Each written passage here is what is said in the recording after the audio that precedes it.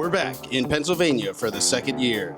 Race day is here, and the thrill of short takeoff and landing takes center stage as pilots push their skills to the limit in a showdown of power, precision, and pure adrenaline. This year's competition takes flight beyond traditional STOL with exciting new challenges like Airplane Cornhole and precision spot landings. Defending his Sport Class Championship from 2024, Dennis Rowe is back on his home turf to protect his title. We're proud to bring another unforgettable weekend of aviation to the Western Pennsylvania community. The green flag is flying. It's time for Appalachian Mountain STOL 2025. And welcome to Appalachian Mountain STOL with National STOL. My name is Cam Walton, and I'm joined by Josh Richling. All right. And unfortunately, Ryan Dombrowski is not here with us today. Because he's going through recovering from some surgery. Yep. But he sent a message yesterday, said he's doing well. So everybody out there, best wishes to him, and we wish him the best. They said he came through it, so that's good. Yeah. So, yeah. Heck yeah. So right now, we have some paramotors flying. They're going to be flying for us for the next few minutes. Some aerobatic paramotors. Yeah. Doing some pretty cool stuff, actually. Rolls and all kinds of stuff. Yeah. It's all about the landing, though. Yeah. You could fly 20 hours perfectly across the country, but if you screw up that landing, your passengers, that's all they care about. And let's see, he aborted it, so good. Yeah. Yeah. I don't know much about those landings, but it didn't look like it was going well. So, awesome. Yeah, so we are at Clarion County Airport in Shippensville, Pennsylvania. It is nice and warm today. Yesterday it was pretty cold at the beginning of the broadcast. And so much better today. It is. So much. Oh, man. The sun beating down. This is good. I don't even need I haven't this took hoodie my jacket anymore. off. Yeah. Awesome. Yesterday I was bundled up with 2 hoodies. Yep. And then, forecasted to be clear and no wind like there was yesterday with the swirlies going everywhere and the vortices coming over the trees. So that's going to be a big plus today. The distances are probably going to be much, much shorter than they were yesterday. Yeah, so the flags out there aren't dancing at all. That's perfect. I think if they start dancing, it's going to be from paramotor prop wash, if anything. Yes. Yeah. Yesterday, those paramotors couldn't have flown, I don't think. Yeah, no, that At least would not have. safely. I mean, it would have been pretty sporty. Yeah. Sporty is the word. Absolutely. That's right. Oh, he nailed it. Nailed the landing. So Nailed there we the go. landing. All right. So very cool. Today, what we're going to end up doing is something a little bit different than traditional National STOL broadcast. We have a spot landing competition. So not your traditional National STOL hit the line. Well, you're not supposed to hit the line. That's part of the rules. Yeah, that's a change as of last year? Yeah, as of last year. Which I get why they do it. I get why you can did it. see that you didn't hit the line. So. Oh yeah, and then also it just adds that extra degree of difficulty to it. Yeah, no powder puff, no scratch. That's what it means. So, boom. Yeah. But we're gonna have a spot landing competition, followed by a fixed wing cornhole competition. Fixed wing cornhole. Yep, that's right. That's what we decided on yesterday. Yep, that's going to be the name of it. And so if you're out there wondering what that is, stay tuned. Yeah, absolutely. But you can imagine if you know what bago or bags or cornhole or whatever it is, we're just doing it from an airplane. So same idea. And then we'll get into the traditional National STOL competition side. But we're also going to have a paper airplane competition in between. That's going to be cool. And that's going to be for the kids, and they have to make their own airplanes. Yep. I understand. And with making their own airplanes, apparently they tried it with the adults a couple of nights ago, and it didn't go well.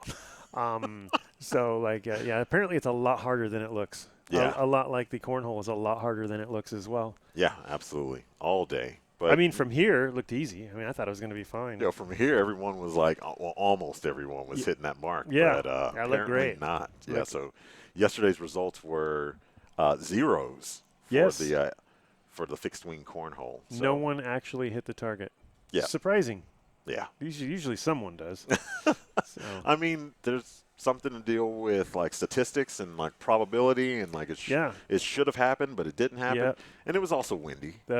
Terrible. I mean, like all over the place. Winds are all directions. You'd have flags going one direction at 0 feet, and then at 100 feet, it'd be going 180 degrees from there, which is just bizarre. Yeah, all the flags at one point were just completely in different directions. It was just, and the windsock as well. Just nothing was aligned at all. So, And it showed wings rocking as they came in. Oh, and, yeah. long distances. The air was falling out from them. But today, all that's going to be better. We're going to get some numbers today. Yeah. I was going through some of the comments in the broadcast from yesterday on Facebook, and I saw Keith Lang. He was like, might not be a good idea to land with tailwinds, and we couldn't help it. Yeah.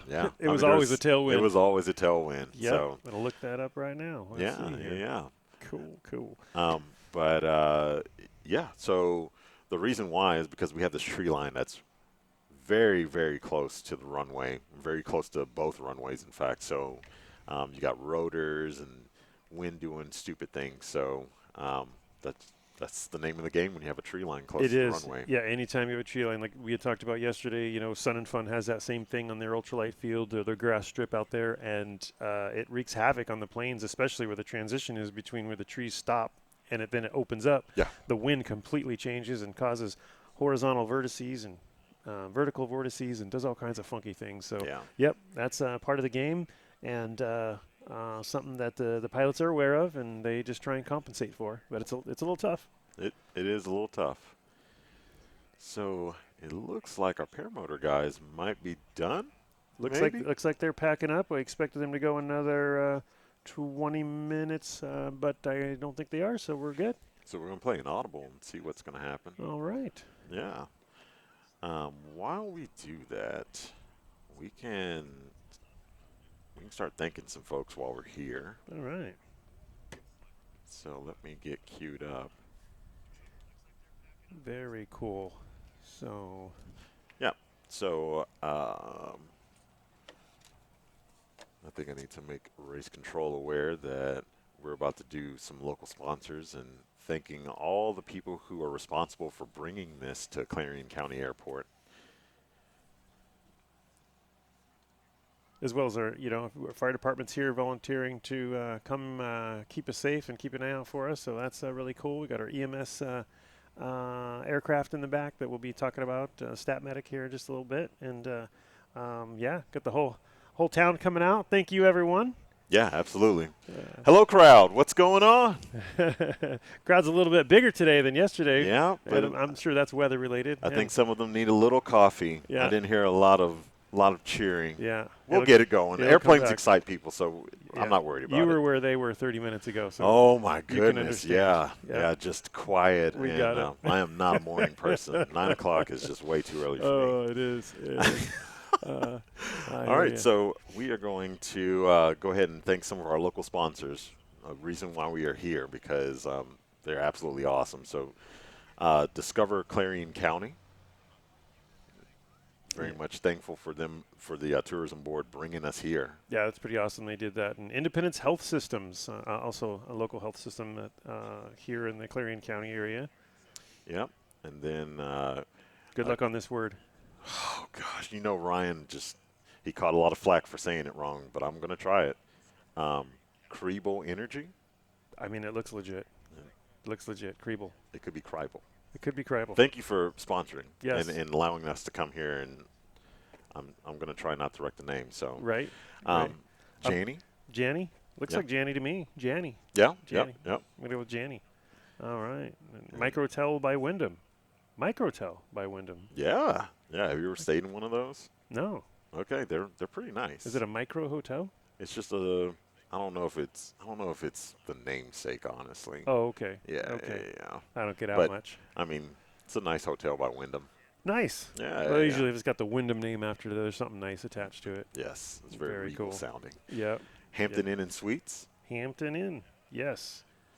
Very good. Yeah. It looks like Foxburg Inn. Yeah. A few inns that are helping out here. A lot of housing for the people who need housing. That is awesome, because people come from all over the U.S. and Canada as well. Yeah, a lot of our pilots are just from all over the country. Yeah. So, but a lot of them will camp under the wing too. They will. But it was cold. It was cold a couple nights ago. I wouldn't be doing that. It was. And then we got Central Electric Cooperative. Yeah, and University Corner. Oh yeah, I went there last night because I had to like get something for my throat. Yeah. Yeah. Did it work? It worked. Okay. Yes, it did work. Nice. Nice. And then Clarion Area Chamber of Business and Industry. Outstanding. Well, thank you guys for your support. We really appreciate you supporting the local events, helping us get out here and show all the local community what STOL is all about, the short takeoff and landing competitions. Yeah. Yeah, so right now you might be hearing an airplane moving or taking off. We've got did we figure out if that was a straight tail 172 maybe? I think we're going with a 172. Yeah, I so think so. the airport is still under operations. Like we can't shut down operations just because we are having a STOL competition. So people still need to make money, people need to land, and the airport is still open while we're having our competition today. So we never shut down the airports, and you'll always see transient traffic, especially during the broadcast. Sometimes we have jets. I don't know if we're going to see any jets here, but you know, every once in a while there's some cool jets that take off, like some Falcons. Right, I've seen that. Yeah, and some Premier jets, and just Yeah. lots of cool private aircraft. But the airports are always open. So Yeah, and largely we're not interfering with what they're doing, as we're running on the grass strip, which a lot of those jets are not, of course. And they run on the main drag of the paved runway. We will have one aircraft today running on the main paved runway, and that's because it's a not really a STOL capable plane, but we got a pilot who wants to get involved with STOL, and not having the right plane, we made accommodations to run on the main drag, which you'll see that in a little bit, where the staff will turn around and take his measurements, plus 780 feet because it did the measurements. So getting off in 500 feet in a bone stock Cessna 172 is really tough. Yeah. So they're going to do that on the main drag, and I'll see that here in a little bit. So which is, leads to if there's people out there that want to try STOL, you don't necessarily have to have a fancy STOL plane, or it doesn't have to be a tailwheel aircraft. You can come out here and run what you brung. We've got, we've got the Cherokee out there too. yeah, we've had Comanches. Comanches, yeah, we talked about that We yesterday. had the Turbine Broussard. Turbine Broussard, one of a kind aircraft, and came out here and yeah. did it in that gigantic thing. Oh, it's beautiful. Yeah, it's so and beautiful. so you don't have to have a special aircraft to do this, although it can help on your numbers. But if you just want to come out and get involved and contribute, and you can volunteer, but you can also compete as well in whatever aircraft you bring. So coming out and give it a try. All right. So, yeah, I mean, like, that's so cool that he's able to do this, with us, right? Like, this is Jay's first time flying with National STOL, so he's in that bone stock dry 172. And,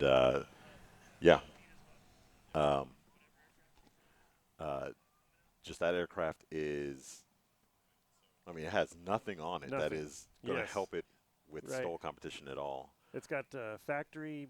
It's got the factory touch to it in about 50 years of time. Yeah, Jay Longley is going to be flying that, and he's going to be using the main strip. So there we go. Everybody, is that too loud for you folks? No? Okay, they like it over there. Okay, cool. There we go. Awesome. Fantastic. So they're lining up, looks like, right now.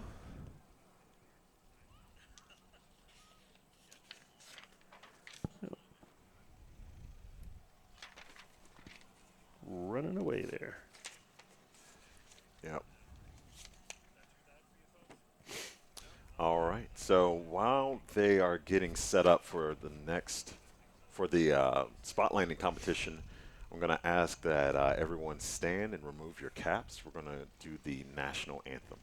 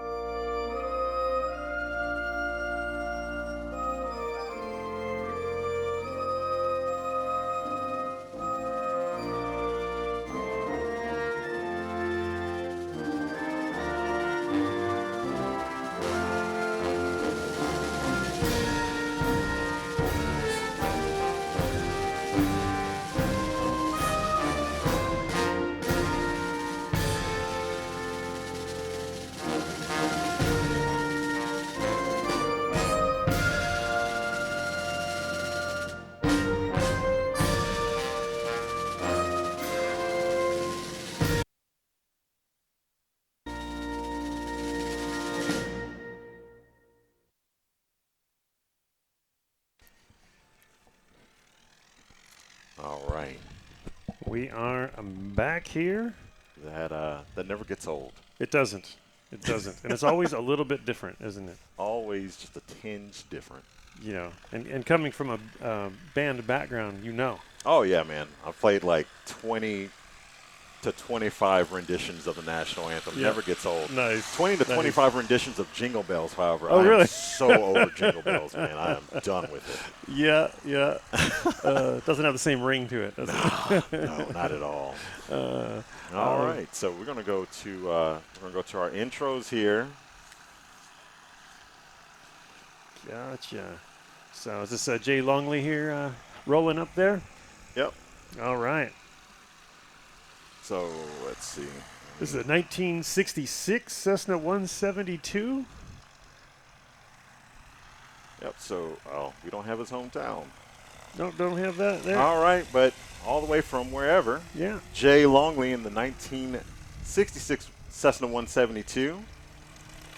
I couldn't tell if he was running a STOL kit on the front of that thing or not, but he was running his flaps down already, so he's ready to go. Oh, yeah, he's ready to go. And then next up is race number 57, Dennis Rowe from Vandergrift, Pennsylvania. Yes, Dennis Rowe built this plane himself and put the modified Yamaha engine out of a snowmobile into that engine. Into that plane, and you'll be hearing that sound that's a little bit different in there, pulling a little bit more horsepower than some, just like the next one here, Matt Dorsum. Yep, so all the way from Lancaster, Kansas, race number 95. Give it up for Matt Dorsum. Awesome. He's also running the Apex Yamaha. These are the four-cylinder versions of the Yamaha that come out of the sleds, and so that's in the Kit Fox and in the Highlander both. All right, next up, all the way from Mobile, Alabama, race number 67, David Warren. Yes, in the Super Cub. Yes, sir, in the 1967 Super Cub PA18180. It's a lot of numbers. It is a lot of numbers, but some people know what that means. It's just got 180 horsepower on the front. There we go. Look at this beauty. All right, and then from Smithfield, Rhode Island, race number 91, Doug Auclair. He's flying a 1949 Stinson 108-3. 1949, folks. Let that set in. Yeah, it is a old bird. Yeah. And for those in the audience who aren't familiar with aircraft, thinking, how does a 1949 airplane remain in the sky? And, you know, they do annual inspections where if there's any flaws in the aircraft, they'll replace that every year. And so, an old airplane is oftentimes just as good as a new one in that they have undergone all the inspections and repairs and replacement of parts. And I can't imagine that he doesn't have a new engine since 1949. I would hope. It's probably on his third. All right, some transient traffic leaving before we start our spot landing competition. All right. Yep, and folks, if you're just joining us, we are at Clarion County Airport. That is Kilo Alpha X-Ray Quebec on your sectional. Sectional being the aviation maps? Aviation maps. Aviation maps, okay. Like one of our sponsors, iFlyEFB. Oh, yeah, that makes it easy. Oh, yeah. Yeah, absolutely. And we are operating on the grass strip they created for us between the runway and the taxiway. And looks like they're lined up and waiting here. Yep. Now, Dennis up there on the front row on the line now likes to shut his engine down, and so that way he doesn't build up some heat. I'm guessing that's the reason. I didn't actually ask him about it, but usually that's the reason if you shut your engine down. Usually. Yeah, and technically there is a point of no return, but the cooler the engine is, the more power it's going to make. That's true all day. So that helps. Yeah. And you usually see that with like warbirds, like P-51s or Corsairs, like at Oshkosh when they're all locked up on the taxiway and they shut down their engines and the guys are like yelling because they're not happy. Yeah. I thought you said 5 minutes. Yeah. Plus they're feeding a lot of fuel to those puppies too. Yeah, that's true too. Yeah. Is this a Pacer? It's a Tri-Pacer. Tri-Pacer coming in. Yeah. Look at that.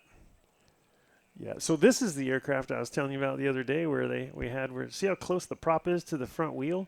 That was one where I had an incident where a friend of mine sent me a picture where the prop had struck the front tire, and it was this aircraft right here, and I kind of didn't pay much attention because I had some other stuff going on. I'm like, that's really weird, and another buddy on the little group says, you better check those motor mounts. And I was thinking that's probably a good idea. Yeah. Check the motor mounts, and one of them were broke, and actually let the engine fold down and actually hit the prop on the tire.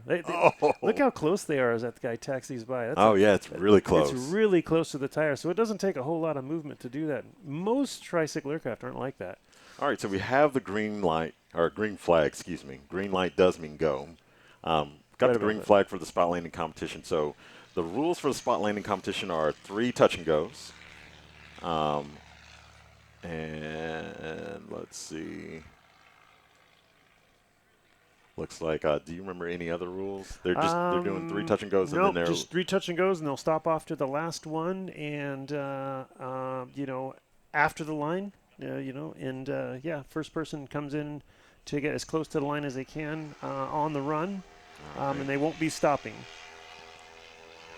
Oh, he cut his distance in half from yesterday. Although this isn't a short takeoff competition, he certainly made it work this time. Yeah, so our pilots are taking off right now. We're not measuring any distances right now. What they're doing is that they're just getting positioned in the pattern. So when I say the pattern, we're talking about what you would set up for a normal landing. So you have 4 legs of a pattern, and it forms a rectangle around the runway. So you have your initial upwind, where they would be taking off from essentially, or people will argue with you. It's either upwind or departure.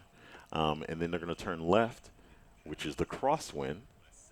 Then they're going to turn left again, and it's going to be downwind. Then they're going to make a left-hand turn again for the base leg. And then after that, they're on final, and that's when they will either do their landing or their touch and go. Right. Matt Dorsum read the assignment and got that right. He was not trying to take off super fast. He's like, I just want to get up there in the air and get going. So 2 more to go. Get them in the air. So we will be running 6 aircraft at the same time in this round right here, it looks like. And the pattern's plenty big enough for 6 aircraft on touch and goes. 6 aircraft in a traditional STOL would be considered a lot because they're slowing down, coming to full stops. And however, my local home airport, you'll see 6 in the pattern all day long, so it's not unusual. Yeah. But because they're not actually stopping, it doesn't cause any backup here too much. So we see our first aircraft on the left base coming in as the last aircraft is about to take off the line, the Stinson 108. Race number 91, Doug Uclair. I butchered his last name yesterday, and I asked him at the dinner last night. I was like, hey, how do you say your last name? He's like, Uclair. Uclair. Oh, okay. All right. Uclair, all right. Very He's good. like, it's okay. You got it wrong. It's like, I don't like being wrong, sir. Oh, nice. All right, so we're on final, and we are. Yeah, we got Jay Longley. Jay Longley, yeah. Race number 33 in the bone stock dry Cessna 172. We're saying that because there are no real mods on that aircraft to perform for really STOL, even though we're not doing STOL right now. But right, we like mods. Mods are cool. Yeah, VGs and such. Yeah. And this is a borrowed airplane, so he's a little bit more hesitant in it. And, yeah. And he's newer to sport. But what he's doing is coming in on the paved runway. Looks like he has sat down already.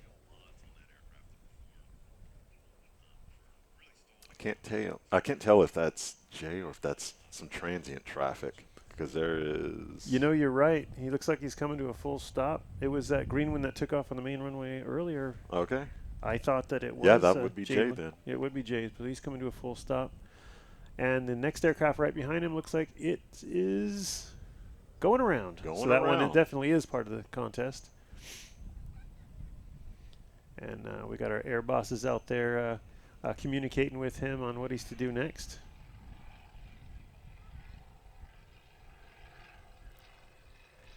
Oh, that's confusing. Both planes Actually, that have is a green. Cessna 150. I think Yeah. that's transient traffic. Yeah. And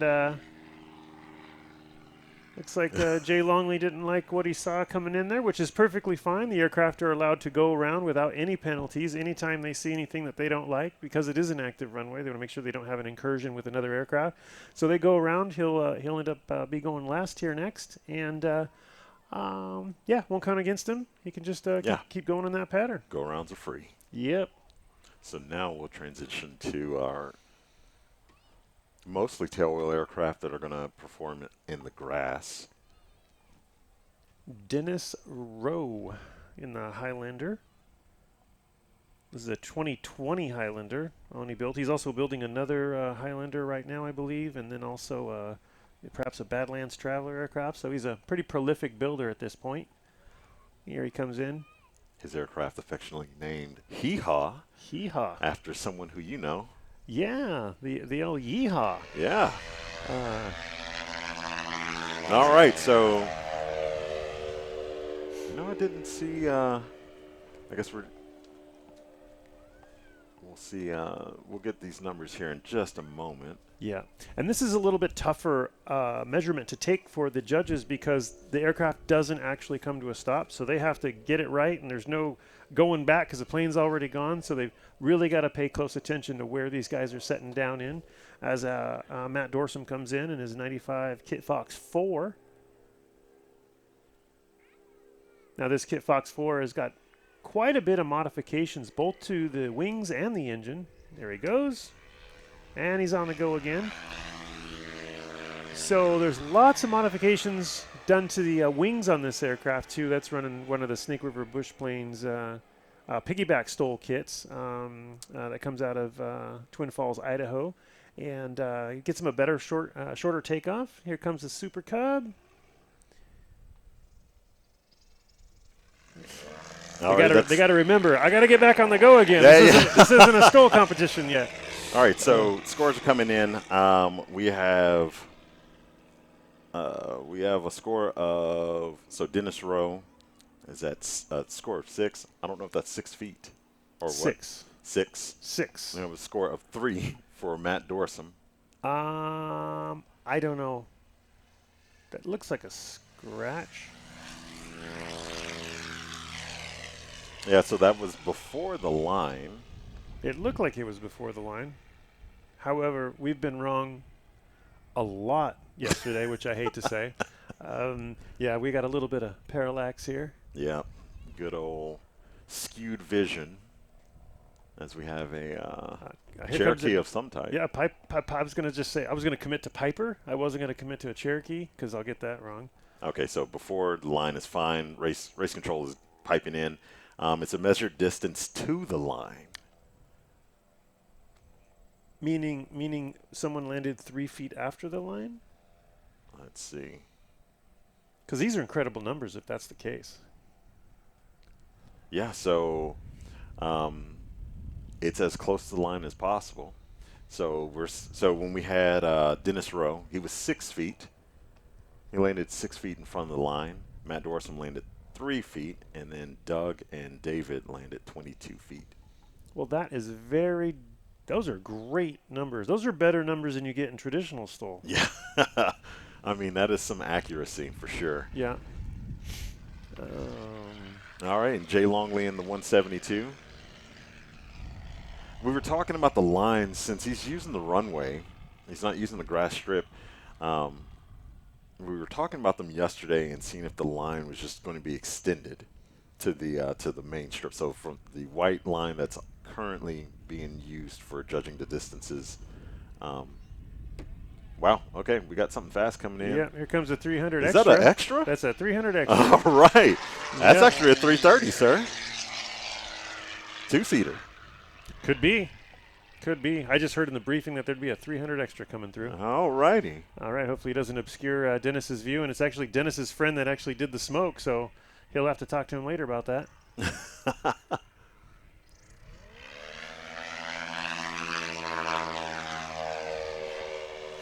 All right, let's see what Dennis Rowe's last score is, because they're coming in fast as far as the scores. All right, Matt Dorsum up next in the Kit Fox. Coming through the smoke. 25 feet for Dennis. Dennis. Still, those are good numbers. I mean, yeah. For touchdown? Yeah. I mean, ahead of the mark you'd of pass, where you want to go. You'd pass your private check ride and your commercial check ride with those numbers. Yeah, absolutely. Within 200 feet, right? Yeah. What is it? I think it's 100 on a private and a 50 on a commercial. Is that right? I don't know what I'm talking about. I just wing this up. That was a real touch and go. He just bounced off the ground. He just really bounced. Yeah. That's going to be 7 feet for Matt Dorsum. 7 feet. That is really. That is awesome. That is fantastic. David Warren in the Super Cub. Oh, that looked close. That did look really close. We're going to get that number here in just a moment. David Warren, 19 feet. Not bad. Not bad at all. This is shockingly short. Like, this is shorter than regular traditional STOL, because they're always worried about hitting the line. Here they're carrying so much speed. Maybe they're just forcing it on more. They took a lesson from me yesterday. Ooh. I don't know. I feel like Doug hit the line on that. I feel that way, too. Yeah, let's see what this number is. But he is flying a Stinson, so I'm tempted to give it to him. Yeah. I think hitting the line is okay. I think it's a measured distance within both sides of the line. Oh, is that the case? I think race control will pipe in and correct me. Yeah, that changes everything if that's the case, because I can hit the numbers then. Because I feel like I've seen people go past the line, too. Yeah? I don't know. That parallax from where we're sitting is... I like that. If it's measured on both sides, yeah, chances are good that you and I could do something. Yeah. Yeah. Yeah, because Doug just put down 3 feet. 3 feet? Yeah, dude. I thought he touched the line, so, I mean, that's great. It's not easy to do that kind of stuff at all. No. Like spot landing within... No, those are like Dan Reynolds and Steve Henry numbers getting close to the line. And Yeah. And there's no cheat code for this, so it doesn't matter how fast or how many horsepower your engine has. Right. Right. I mean, you are just using your skills as a pilot to and the know-how of the aircraft, right? Right, for sure. Like, you have to know how that aircraft feels. Yeah, what's your flap settings, what works best for you to drop it when you want to. I mean, like me, when I'm flying like a Cessna 150, like 20 degrees of flaps, because then when I pull the power, it won't fly, and it hits the ground whenever I want. So that works pretty well. Yeah. So, I mean, I love that we're doing this. And the reason why we are doing this is because we don't have a huge field of pilots, right? So the National STOL side, like the actual STOL competition side, would be pretty short. We could do like 4 runs for everybody, but still be pretty short with 6 pilots. Sure. And because we have a few new pilots, we're just adding in a few new elements. Get them warmed up. Yeah. And for those of you out there, in the world that want to come do National STOL, please bring, like we said, we talked about running what you brung. We could use more pilots, especially on the East Coast. If you guys are out there and thinking, well, I want to do it, but I'm just nervous, or whatever it might be, just come out. Just come out, give it a try. It's really fun, and you meet lifelong friends. I don't fly in the events, and I've got all these wonderful people that we've met over the years, and so many wonderful friends that we've kept for life. And that wouldn't have happened if we didn't show up to these events. So, seriously, it's really cool. There's a common camaraderie among the pilots, and so come on out, give it a try. That is a beautiful airplane, by the way. That is. Well, that canopy's big. Yeah. That's why I'm thinking it's a 330. Is that the difference, a 300 and a 330? I'm about to look it up because length? I thought it was, but it may be okay. Maybe engine type too. All right. Now, is this Jay Longley? That is Jay Longley. Here he comes. So his touchdown, you talked about extending the distance. So whatever his touchdown is, they're going to add 780 feet to it so that it lines up with the existing lines that are with the other aircraft. What does that mean to y'all in the audience? Nothing. Because you can't see it from your vantage point since it's down there so far. So, but that's what we do as announcers. We just put words there. We just fill them in, find a little spot, and there's another word. See how that works? Just get in there and just keep chatting about that. So, all right, here we go. Dennis Rowe coming in for his third and final landing. Is that right?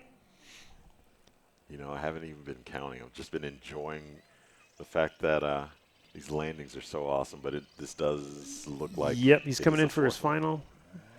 And with that non-steerable Tundra tailwheel, he gets that thing around there pretty quick.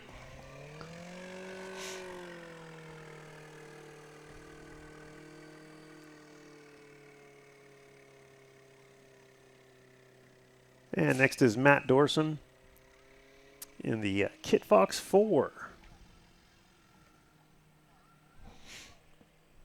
Ooh, he's looking slow. Yeah, he is looking real slow. He's getting some STOL practice now. Yeah. He's trying to make his first turnout. That's what he's trying to do. All right. Very smooth on that landing. That was. Here comes the turn. He's like, I can do this. Yeah. There's that first turnout. Real pilots make the first turnout. Yeah, that's right. That should be a shirt. Real type pilots make the first turnout. Yeah. And then on the back it says, no matter what. What do you think? All right. Oh, man. David Warren for his final touchdown. Getting a high angle of attack. There we are. We got a little kudos. Not necessarily in the chat, but Ryan just texted us, Ryan Dombrowski. I saw that super arrow. Yeah, he said we're doing a great job. Oh, he's just being kind. He you know is how just he being is. kind. Just such a nice guy. Yeah, that means nothing. We could totally suck, and he's just being nice. So, but thank you, Ryan. All right, here comes the Stinson 108 here on its last final. You'll notice he carries a little bit more speed. It's a bigger aircraft, a lot heavier. There he goes. Yeah. Ooh, and the white, that looked like some. It did look like some dust, didn't it? Yeah, probably some flour from the flour bombing yesterday. Yeah. Or the line. Could be the line. Yeah. But we're not using chalk. So Oh, it's not chalk? No? Okay. All right. You know, these are airplanes. Maybe it's angel dust that they put out there. All right. And let's see, Jay Longley and his 66 Cessna 172 coming in for his final landing. Because he went around, he was the first plane to take off. He's the last one to land for his go-around, which is okay. yeah, very smooth landing. Let's see, will he make the middle turnoff? I think he will. Yeah. Right.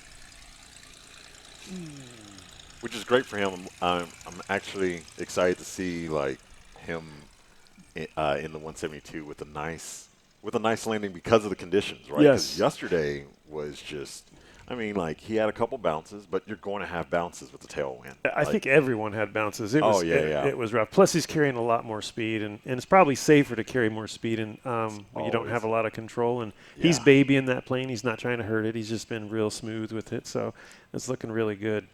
Yeah, He's just flying normal and having a great time. The crowd's going to get a great view of this green and white 172. Looks like a little metallic green in there, too. When the sun hits it, it's got a little bit of shimmer. All right.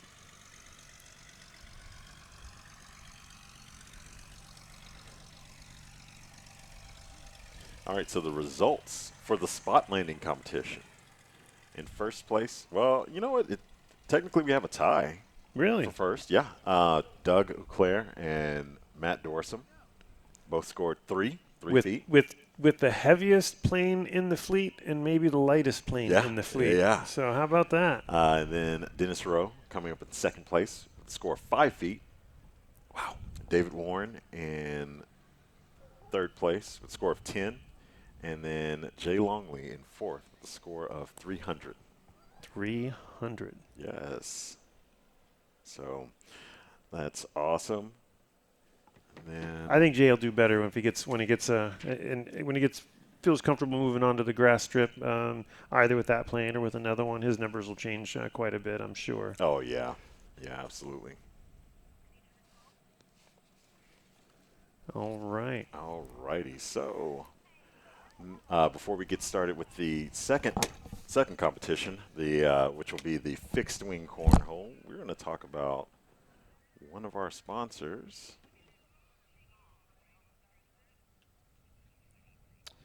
And this sponsor is going to be Let's see.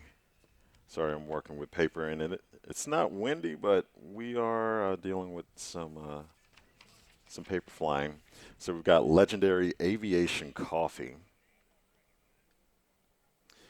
where aviation passion flirts shamelessly with the seduction of coffee roasting. A premier air-roasted, small-batch, single-origin, specialty-grade direct trade with a promise of never bitter, always better bougie coffee. Join this caffeinated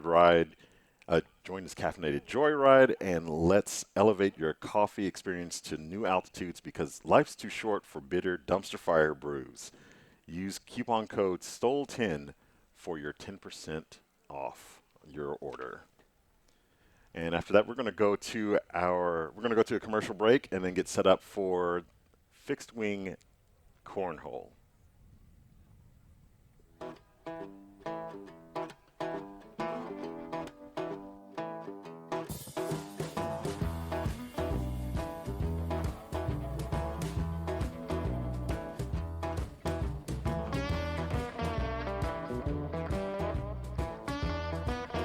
Special thanks to our annual sponsors: Legend Aircraft, Clemens Insurance, Behringer Aero, Sarasota Avionics, Lift Aviation USA, Flying Eyes Optics, Red Tag Art, Legendary Aviation Coffee Company, iFly EFB by Adventure Pilot, ICOM Radios, Tundra Tailwheel, Fly Orca.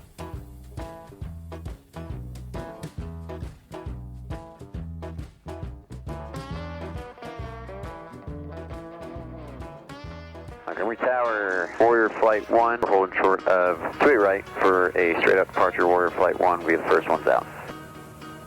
You excited? Yeah. So now we're just waiting for the tower to release us for takeoff. Okay. My name is Dylan Cavender. I'm 17 years old. I'm Kai Matavolo and I'm 14. My name is Meyer Turchin. I'm 14. I was diagnosed with leukemia, AML. I was 5 when I was diagnosed with leukemia. I was diagnosed with leukemia. My name is Ryan Melendez, and I'm the founder of Warriors with Wings. When I was 17 years old, I was diagnosed with acute lymphoblastic leukemia. So when Ryan took me for the first time, I thought it was just gonna be like chill, like we're just gonna fly, like nothing crazy, but it turned out to be something way crazier and so much fun. Flying's sick, so I got to fly most of the way back until we got close to the runway.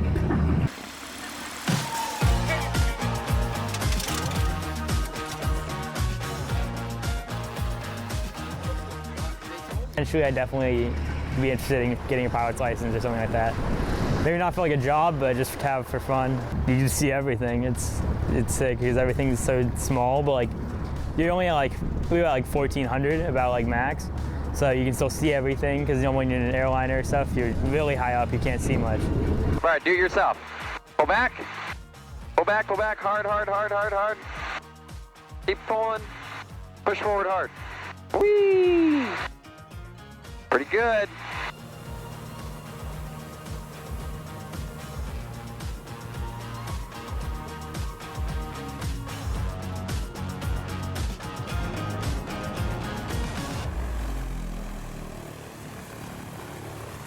He was super excited to come and be a part of this wonderful day. I was having a blast being out here flying today. I don't think he ever really thought about flying or what that meant before. I think like the closest he came to really being in like a small plane or helicopter was on his Make-A-Wish trip, and he fell asleep in the helicopter.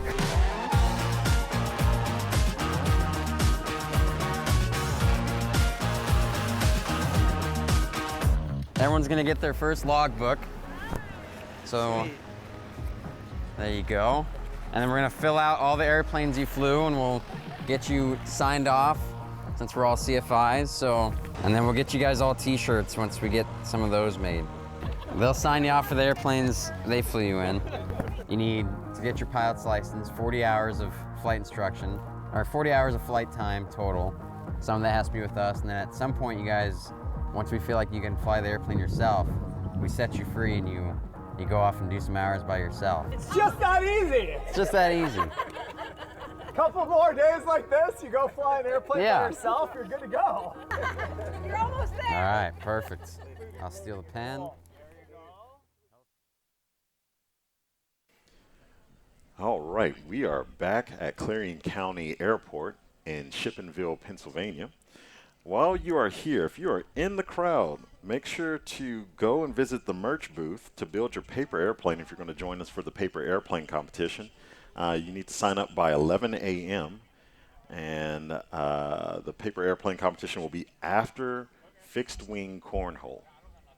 So that is for everyone, all of our lovely folks in the crowd, if you want to participate. We are going to do 3 groups, ages 5 and under, ages 6 and 7 years old, looks like, and then ages 8 and up. So we will have 3 groups flying for all the glory and all the paper. I feel like if I were to be reincarnated into something, like how the tree is reincarnated essentially into paper, it would be an airplane, even though airplanes aren't alive, but whatever. Anyway, so today, here at Kilo Alpha X-Ray Quebec on your sectional, the weather is fine. We are, yesterday we were freezing, and it was not the best, but everything's good to go today. So we're going to throw to Josh. He is going to give us an interview. I don't know who, but you'll see in just a moment. Thank you, Cam. Josh Richling here with Matt Dorsum in the 95 Kit Fox, silver and gray for those of you who are watching there online and here in person. Now you've got this piggyback STOL kit that's working for you, I see, and we're just doing the spot landing. It looks like you tied with the Stinson, so the lightest aircraft and the heaviest aircraft both tied for the same number. That's pretty cool. How did it go for you? It was good. You know, the conditions are better than yesterday. Yesterday was pretty choppy air, and it was really challenging.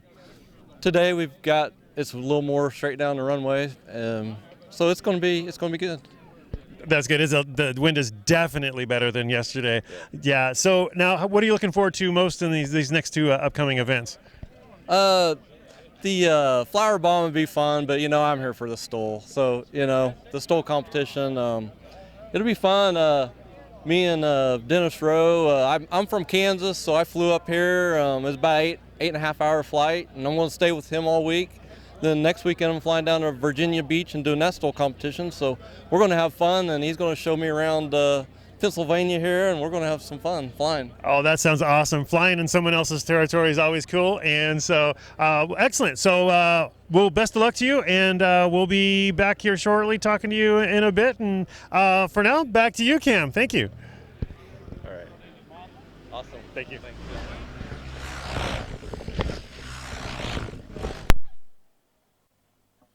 All right, so sorry about that to the crowd.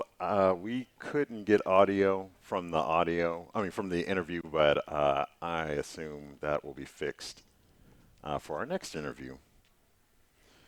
All right, so we are going to get started shortly with the fixed wing cornhole competition. So if you're familiar with cornhole, the game where you have the wooden plank with a hole in it and you're throwing bean bags into the hole, same type of deal, except this time it's more or less, it is aviation geared in the form of, we're doing this with bags of flour. So you'll see aircraft at other competitions, at other aviation events, especially your grassroots type events. They'll do stuff like flour bombing, where they put flour in a bag, toss it out the airplane. Usually there's a bullseye, and then you get points based off of that, depending on how many rings come out from the bullseye. But this is a little bit different. Yeah, because we don't actually get points. That's why, because nobody hits the target. So, yeah, yesterday, no one got any points. It was straight zeros, just straight scratches as far as the fixed wing cornhole. It's so hard to just say that for some reason. It is. Fixed wing cornhole? Yeah, I'm just like, it is weird. I'm searching on like aviation aircraft fixed wing. Yeah. Because it is fixed wing, right? So I think we had a cornhole, or not a cornhole, flower bomb competition. Wow, I'm going to find the words one day. We had a flower bomb competition at Russellville, Arkansas, and one of the guys had a helicopter there, and he did not win. Really? Yeah, because that rotor wash. Nice. Yeah, it did not help. So a helicopter is not the cheat code here. No. No, or the cheap coat. Yeah. Either. It's not the cheap code either, for sure. His might be a little bit different because his is a piston-driven Instrom helicopter, so it's not burning Jet A. Yeah, at that rate. Yeah. Yeah. So, this is a cool sport here with the aviation cornhole, fixed wing cornhole, whatever we're calling it this week. But what's cool is they get to see how that from 100 feet going 100 miles an hour, they can't hit a 20-foot target. Yet our troops in World War II were dropping them from 10,000 feet and hitting whatever they wanted. So, it must be a real confidence booster, huh? Yeah, absolutely. Of course, they've had more practice. Test. Yeah, they had a bigger budget. All right, so while we get geared up for that, I know we have Brett on the on getting ready for his portion. He's going to be in the 172, which is also a club aircraft. So he is just getting started. Are those flying eyes you're wearing? They are, but we'll talk about flying eyes in a moment. Can't talk enough about them, right? I mean, like, dude, I love my flying eyes. But looks like behind us we have the 171st, I'm going to get this wrong, aerial refueling wing. I think that's right. I think that's right. I told them there's too many letters for us civilians to really understand really what's going on. You know the military, three-letter acronyms and everything. Yeah. But we've got their booth here, so if you want to join the PA Air National Guard and fly, or potentially fly, or work on, or support KC-135s out of their refueling wing. Is that what they're running as KC-135s? Yes, sir. Okay. Yes, the old tried and true. I have not seen any KC-46s in the area, when we're playing Sky Cards and everything. Yeah, I don't know what a KC-46 is. That's the new hotness.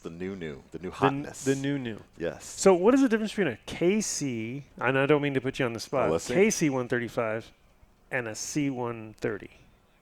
So KC-135 is based off of the C-135 airframe. Uh-huh. It's a jet. C-130s are props. That's the biggest difference. That's what it is. Another one is size. One is definitely made to just carry fuel all day, every day, even though they do have tanker versions of the C-130. Yep. But they're usually geared for special operations helicopters. Mm-hmm. So if there are C-130s that can tank in the Air Force, usually MC-130s or something similar. They have the hose and drogue instead of the actual boom. Like the KC-135 Okay. Oh, gotcha. Okay. That's what that's called? Yep. Okay. Hose and drogue, yep. Because the special operations helicopters have the probe, the fuel probe that hangs out, just like how Navy aircraft, it's kind of like Navy aircraft versus Air Force aircraft. A lot of the Navy aircraft use the hose and drogue system, right, as opposed to a boom situation. You know a lot about this. I know a little bit, and I'm trying not to nerd out too much because it's fun. I got a tour on Steve and I a tour, and Sarah. I think Sarah was there at the museum by Ryan Denson Benson over there in Ohio, I believe it was. That Columbus, the Air Museum over there, Military Air Museum, and what an impressive museum that was over there. Yeah. And we got to go up inside in one of the actually, it was a different aircraft. I can't tell you which one it was. It was one of the smaller ones that he had been, but he had served on that plane, and he had actually worked on, been on that plane on three or so of the aircraft in the museum. It was the coolest thing, and he was just so knowledgeable and giving that firsthand experience was awesome. So I think Ryan Denson Benson needs to become a tour guide at the museum there full time. Yep. But we do have a green flag for fixed wing cornhole. Oh, we do? Okay. Yeah, we do have a green flag is what race control is telling us. And so all three of these Cessnas will be going in that, I assume? Yep. We got we've got the two 172s and then Doug in the Stinson. Stinson 108. All right. They're lining up. They got the green light, but I don't see the props turning yet. Doesn't mean they're not. It's a little ways down there. Looks like they're picking up some things off the runway. Oh, yeah. There's a Nitra STOL Queen Goddard waving at us there on loan from Sun and Fun. Sun and Fun has been gracious enough to send her out to help us out on the line and doing different things. She's got a little bit of experience in the STOL world and coming through doing a tour. Sun and Fun's doing a lot of big things with the STOL stuff, and they're working together, and National STOL comes out and does some videos of it, and it's just really cool, the expansion and everything they're doing, and National STOL as well doing the expansions and moving all over the U.S. and doing the different events, and it's getting really busy. Yeah. Looks like we got some transient traffic coming in, so that's why we might be on a little bit of a hold. Gotcha. But if you're in the crowd, please make sure you're visiting the merch booth and all the vendors that are back here. So that's what I was getting at earlier, talking about the PA Air National Guard. If you're interested in serving your country, then you can go over to them and talk to them. And then we have the Snack Shack with ice cream behind you and looks like some pizza as well. So, I mean, the best of everything out here. Pizza and ice cream. Right. And over there at the merch booth is where the kids will be making their paper airplanes so they can join the competition. So get all the kids involved over to the merch place over there to start working on their paper airplanes and finding out what works best. Looks like we got some practicing folks back here behind us who are trying to figure out their paper airplanes, so that'll be good. All right. Looks like we have a Zenith taxiing in front of us. That's the second one we've had, and the third one since yesterday. Yeah. And for whatever reason, none of them are joining in on the competition. Yeah. What's going on there, Zenith? It's kind of like showing up to the gun range with all your guns and not shooting. Yeah, and and it looks like they're all the 750 versions, kind of the bigger, heavier haulers, and actually really nicely built Zeniths. I was noticing the one yesterday, and then you had the other 750 parked over there in the blue and white, and really nicely done. Yeah. I'm just surprised at how small that tail looks. Yeah. Yeah. All right. So we got Brent on the go. Okay. All right. So let's see. So they're just taking off now, getting up into the air to get into the pattern to get ready for the cornhole there, and a little bit different about that. So the pilot will remain flying the aircraft, and they're going to have a bombardier in the passenger seat, who's the one actually dropping the flower bombs, and that'll help them focus on what they're doing. Yeah. So if it's still the same rules as yesterday as far as like your minimums, we've got you can't fly any slower than 50 knots or 50 mile an hour. Okay. I think most of these aircraft are going to be not the Cessnas, they're not going to be mile an hour, but that Stinson's going to be mile an hour. Okay. So can't fly slower than 50 and can't fly under 100 feet. All right. And then they're going to get 5 points for hitting the tarp, 10 for hitting the board. So we have a tarp out there. It should be, I think we were told, a 10 by 20 size tarp. And then there's a board, there's some plywood out there. So 5 points for the tarp, 10 for the board, and then 15 for the bullseye. So that's good. At least if they can get on the board by being close, they don't have to be exactly on it. Yeah. And while the Stinson takes off and the planes are getting up in their pattern, for those of you who are going to have the kids join in on the paper airplanes, they're going to have 3 groups. Ages 5 and under will be one group. Ages 6 and 7 will be a second group, and then ages 8 and up will be the third group. So any kids out there that want to do the paper airplane contest, once again, get over there to the merch tent so you can get your paper airplane built.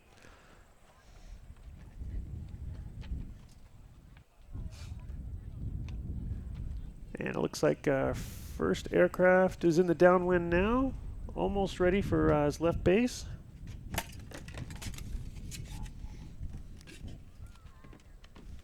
Yesterday we were like, man, It'd be nice if the wind showed up today, and now we're in the booth just like dealing with flying plastic and all the things. Can't win. Can't win. No. But I'm happy for the win because it makes for exciting STOL later on. And it's also going to add a degree of difficulty to the fixed wing cornhole.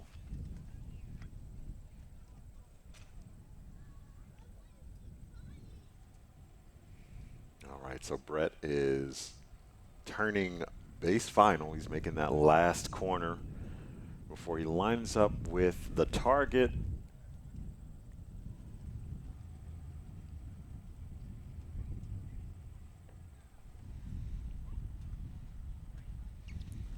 All right, so the first of the flower bombs will be entering in from the left now.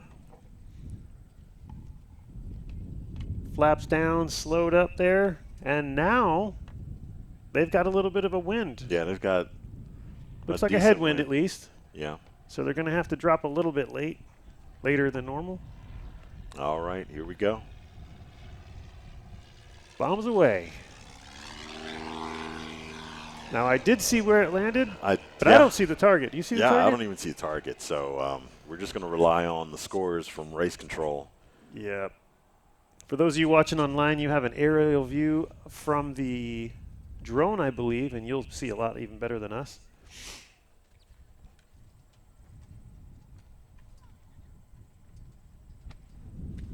Okay, race control is telling us that the target. Okay, target's lined up with the Clarion flags here. With the Clarion flags, okay, Yep. which is, it's got a little dip. We got a little hill in front of us. We can't really see it. Yeah, can't see anything. So that's going to be 0 for Brett Steinley. All right. Bombs away. Jay Longley. I'm going to say that was long and right. Yep, that's. I'm going to say that's going to be a 0 as well. Yep. This first run is always going to be the one for you to gauge what's going on. So, I mean, they're getting it dialed in, so we're not going to lay too hard into them right now. Yeah, yesterday we couldn't lay into them hard at all. The wind was just always different. At least right now it's being consistent. Yeah. All right. Doug Auclair in the Stinson 108.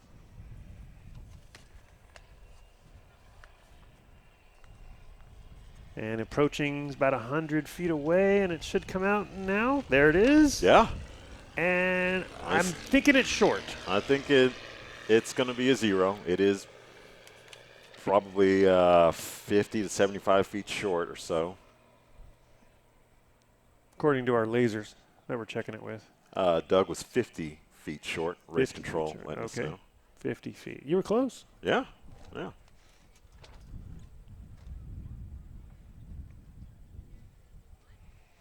So it looks like they're sticking flags out where they're marking where the flower bombs have landed. As we have Brett Steinley on base, on left base right now. All right.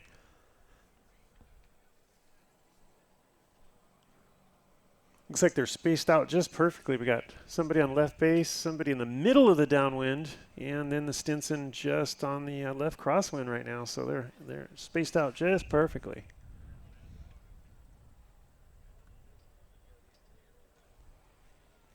And while we wait for Brett to get back here, okay. We're going to put our jacket back on. I'm getting a new sheet for cornhole right now. Okay. Everyone is still at 0 points. Still.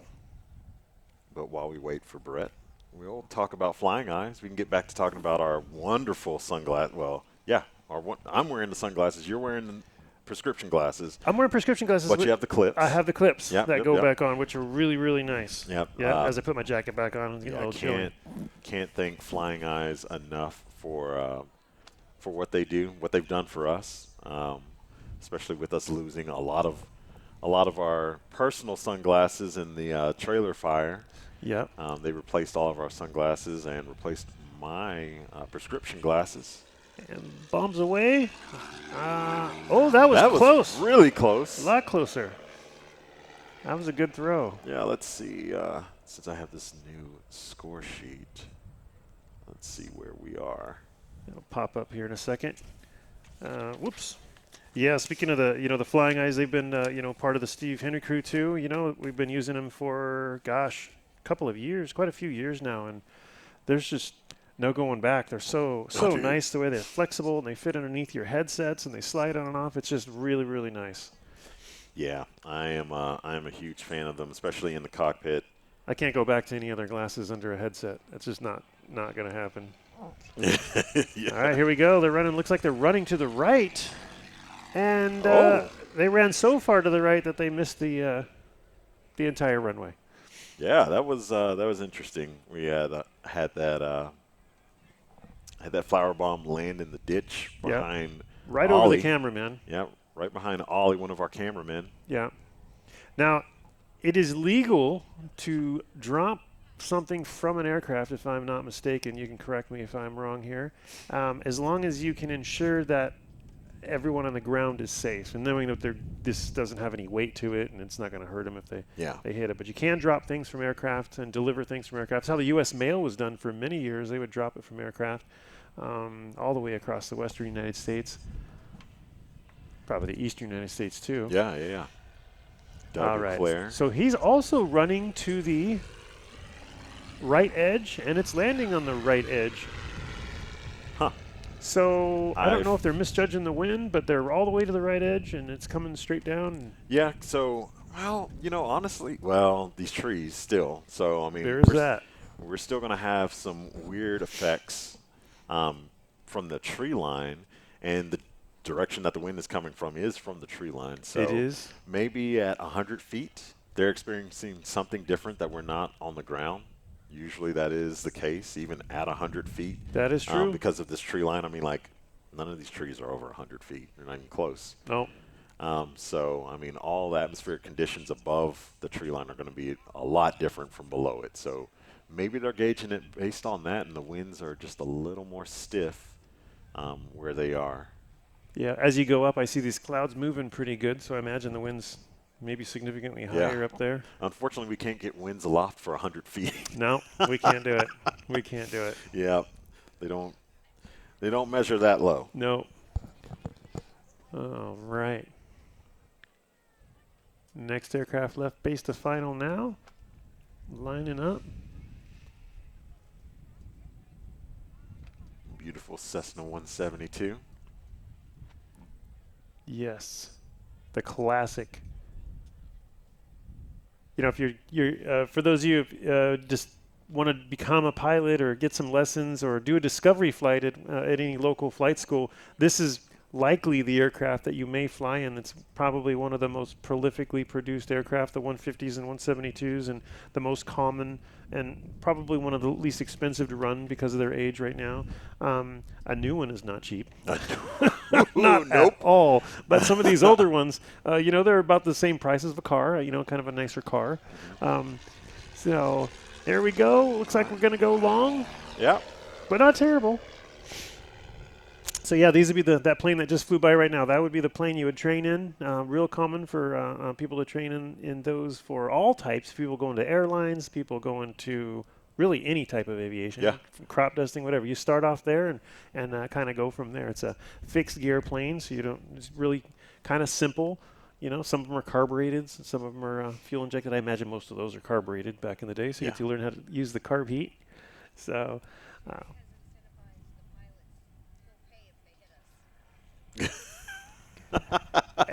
I think so. Anitra is in front of the booth right now, and she's saying that the pilots have been incentivized to hit to hit her.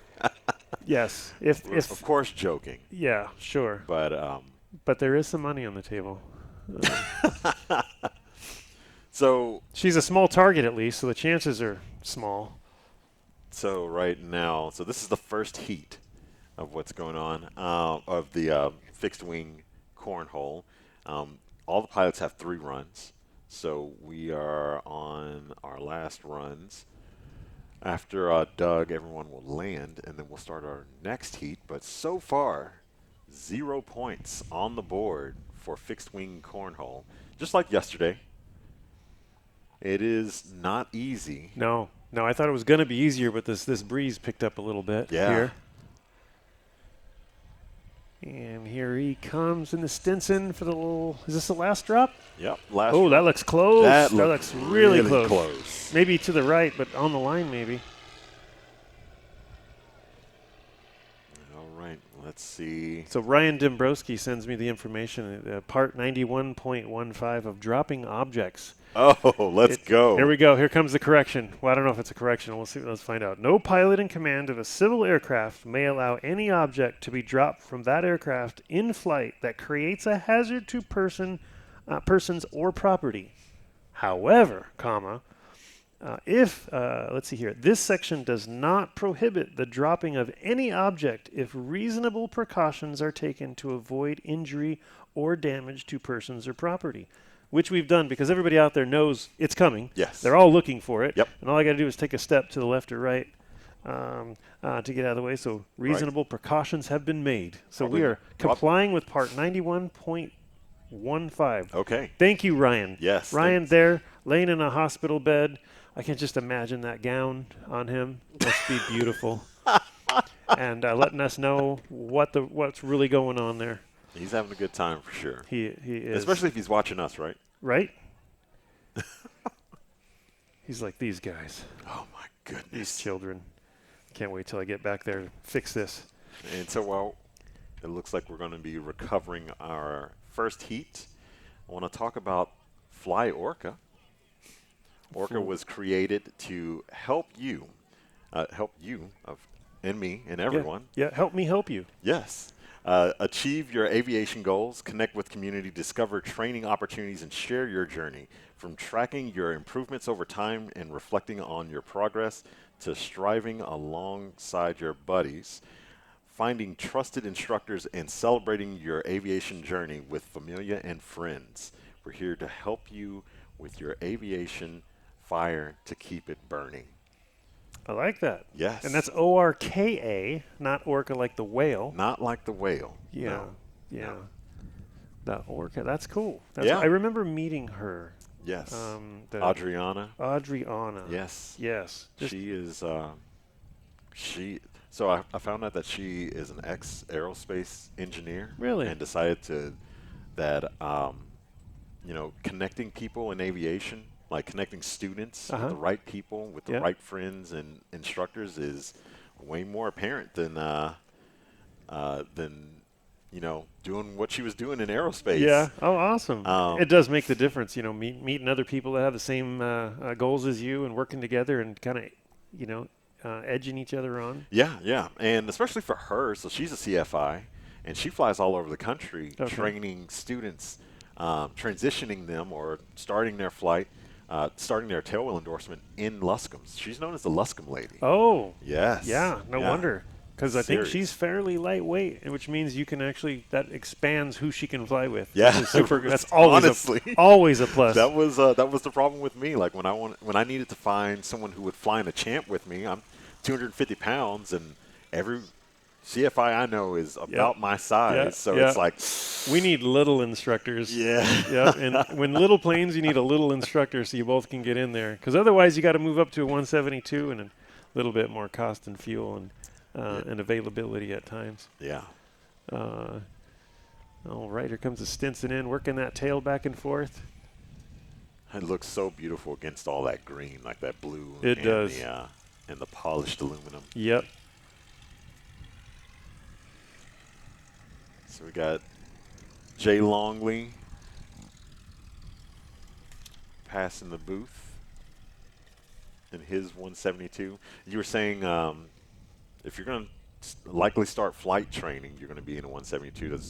I flew a 172. I think I probably have 10 hours in a 172. Okay. I've got about that. And actually I had 1 hour in training in a 172. And then that flight instructor said they didn't want to fly with me anymore because I was too dangerous or something. I don't know. I wasn't listening. I don't know what they said. But yeah, so you got more than me, so you're safer. That's good. No, not necessarily safer. Yeah. I mean, like I do remember. So that was part of my night training because the aircraft I was flying,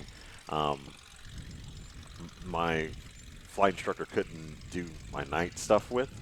So we had to fly the 172 with the other flight instructor, and there was definitely a time that the nose pointed towards the tree line when I was taking off at night. So Yeah. Yeah, that happened. There is some different visual things going on.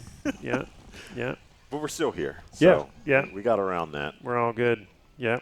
You can do a few things. You can't. There's a section. If something goes wrong in an airplane, it's usually 3 things sequentially. You have to have 3 things in a row go wrong for something. If 2 of any kind, you're good to go still. You got to have 3. This is beautiful. Cirrus pulls up. Yeah. Cirrus SR-22. Yeah. Yeah. They are a prolific aircraft now. Yeah. So once you complete your flight training in a 172, and then you're like, I want to get my commercial. I want to go all the way to airline transport, get my be able to fly Delta. Probably would end up buying a SR-22 or going in with some guys on one because they're not very cheap airplanes. They are not. I don't know. I mean, I think the plane is the plane's only like $20,000. I think the rest of the $250,000, $500,000 is for the parachute. Ah, yes. That's where the rest of the money comes from. Yeah. So there's a ballistic parachute in that aircraft. The safety feature of that is pretty cool. Yeah. So that is a nice option to have. Yeah. Yeah. So all of our pilots are wearing helmets. It's a requirement of all of them. They are. Which brings up a good point to start talking about lift aviation. Oh, yeah, with the stylish helmets. With the stylish helmets, as we were talking about yesterday. I mean, like, their stuff is looking pretty snazzy. Super nice. Got those, like we talked about, the carbon fiber helmets are just beautiful. Absolutely beautiful. Yeah. I mean, they are just unmatched as far as beauty for helmets. But while we get them queued up. Yeah. That lift aviation, if it's got the lift name on it, it's already classy. Yep. So Lyft's love for flying drives them to deliver only the finest in aviation products to market. They believe today's pilots deserve much more than what is currently offered in the way of products they wear in the cockpit. Lyft Aviation is bridging the gap and making products that are stronger and lighter you can trust. Yeah. They're cool. And it's not just the helmets. They make a bunch of other products, too. The shoes? Shoes. Yeah, fancy they have shoes, the little shoes. slipper things on the back of them. That's pretty cool. They have a rolled heel, kind of like driving shoes. Or if you're an old school marching band nerd, you had drill masters on with the rolled heel. Yeah. But they also have that. Wrestlers have rolled heels, too, don't they? Oh, okay. Boxers have straight heels, and wrestlers have rolled heels. Okay. Yeah. Okay. Heck yeah. Yeah. Why would anybody know that stuff? I don't know. Man. Yeah. Just a wealth of knowledge over here. Yeah, right? So we're getting geared up for our second heat in the fixed wing cornhole. Oh, nice. Yes, we should have. Same planes, different planes? Different planes. Different planes. Yeah. All right. So we're going to have, let's see, we'll get our list up right now. I'm going through a lot of windows and lists. Oh, right. That's why I like the paper ones. Or kind of flip through those and Oh, yeah. But then it flies away on the table. Right. It does do that. That's true. I get it in a little binder. Yeah. I think that's how the pros do it. Yeah. But, Yeah, but the pros not here. That's true. Because they decided that they're. Are you good at golf? What's up? Are you good at golf? I'm terrible at golf, but I know where you're going with this. Yeah. You know who's worse at golf? Who's that? Ryan Dombrowski. Because apparently that's what they removed out of his sinuses was a golf ball. Yeah. Yeah. A golf ball sized pollen? I think that's the wrong hole. I don't think it's supposed to be there. I mean, it is close to the forehead, so I mean, if you're saying 4, maybe. Yeah. Maybe that's what happened. I don't know. But at least he's doing better now. So, that had to be. I wonder if he's going to sound the same. Yeah. Yeah, I think he is. I think he's going to have Yeah. a richer voice. Richer? Yes, because Not your chocolatey rich. But I don't know. I mean, like I have to say, I was super jealous. So we had to redo the voiceovers for the commercials for Heritage STOL coming up next weekend, and so I was listening to his that he had provided as a reference, and his like range, it just cuts through the music so well, and like even when I had myself balanced over the music, like I know I did it well. Yeah. It's still, my voice is just like, ah, and Yeah. there's like, the music, it doesn't have the same separation as Ryan's, and for that I'm really jealous because he has a true commercial voice. He does. He's got a commercial voice, and he knows how to talk about things. Yeah, we can just, I'm just going to be chill over here on the cool side of the pillow, the quiet storm, That's the way that I announce. So right. Let's see. So we've got David Warren, who's about to start taxiing in the Super Cub, and Race Control is telling us right now some of the pilots are flying on the right and some on the left. It's a different strategy. So Dennis is going to be flying on, was flying on the right. Okay.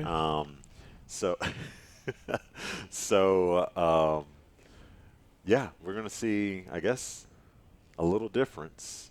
Yeah, in the approach to this for this fixed wing cornhole, because we got a little wind, we got a little tree line, we got some rotors, right? So some rolling wind, essentially, if you want to say it like that. So there's a lot happening right now.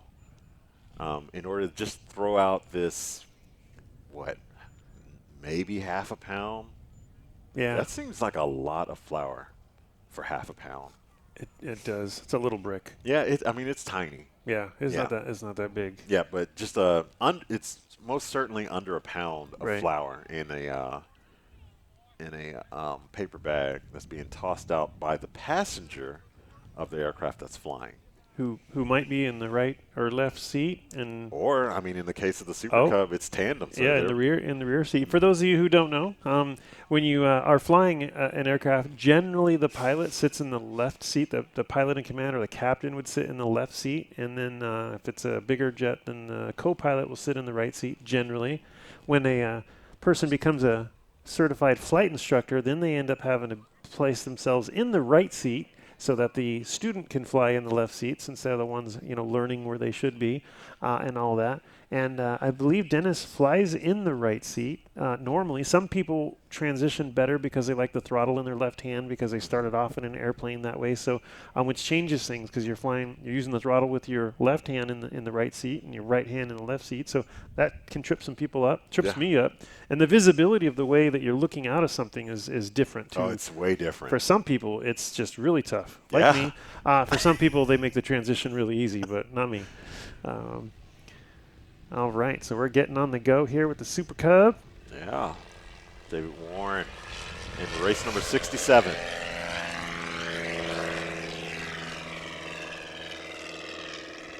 And 180 horsepower just sounds great on that airplane. It does. It does. Next up, we have Matt Dorsum in the Kit Fox 4, the Yamaha Apex powered Kit Fox 4. I like that paint scheme. I really do too. The grays and blacks. Yeah, Silver and black. Yep. That aircraft's name is Mad Dog. Mad Dog. It doesn't show the dirt too bad. It doesn't show the dirt too bad. Repping the U.S. flag, which is always awesome. Always. It's flying the right way. It is flying the right way.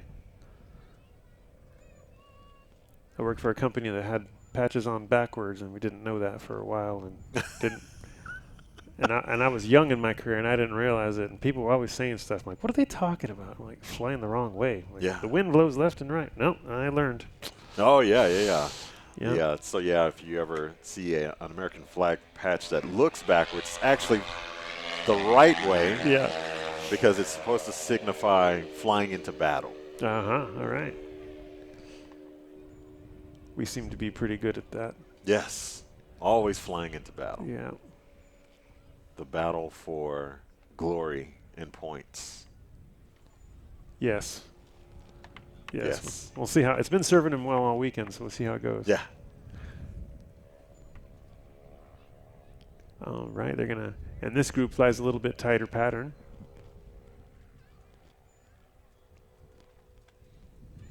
So the first plane, the Bombardier, will be in the back seat, dropping that flower bomb out. And he'll be the only one in this group that's flying with a tandem seating. Yeah, so that's going to be interesting. So the Super Cub, there's only one entrance and exit on that aircraft. There's a door on the left side of the fuselage, whereas opposed to some of the other aircraft that are flying, they'll have doors that are on both sides. So the person sitting in the back is kind of got an obstructed view. I imagine David is just going to tell him, throw it. I would think. Yeah. I would think. Yeah. And even then, like, you know, there comes a yaw a little bit. If you throw it a little too weird, a little too far forward, you're going to hit the tire and it's going to bounce up. So there's a lot going on with the Super Cub right now. Bombs away. All righty. Oh, that looks really close. Oh, she's got a window. Okay, sliding window. So that's super fancy. Oh, nice. In the Champ, I have my sliding window on the left side, but the passenger would have no access to any windows. Yes. So, okay. Yeah. Okay. So David Warren was taking the right side approach while we were talking about how some of the pilots are going to fly on the left and the right side of the line. Okay. But, you know, they're still trying to reach the target, which is in the center, right? Yeah, yeah, so, yeah. you know, I'm confused. So the wind is dead right now. Here comes Kit Fox, high angle of attack. Yeah, Matt Dorsum. There it goes. Flying as slow as Oh, he that can. looks good. Ooh, that looked great. From our vantage point. Yes, that's true. Once again, yesterday we were just, it was all stars yesterday. Yeah, we can't see it. It's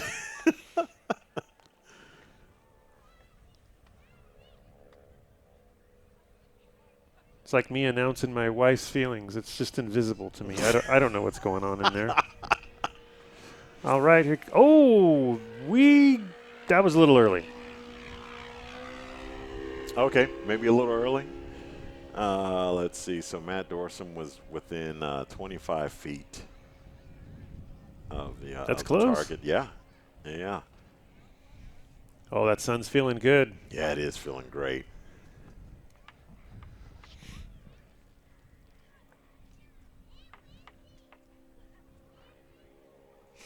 All right.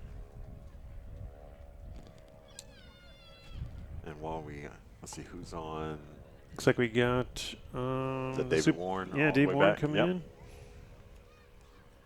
Giving us a nice slip on that base final turn. Yep, and then he's also yawing and coming in, you know, slipping when he, or just at least yawing, crabbing when he's coming in. So he's presenting his more passenger, fuselage. Yeah. Yeah, more, giving the passenger a better vantage point and presenting more fuselage into the wind. Maybe slowing down a little bit, you know? Yeah. Okay, so which means, so he's yawing to the left now, which means the passenger should drop it on the other side, typically. Ooh. Oh!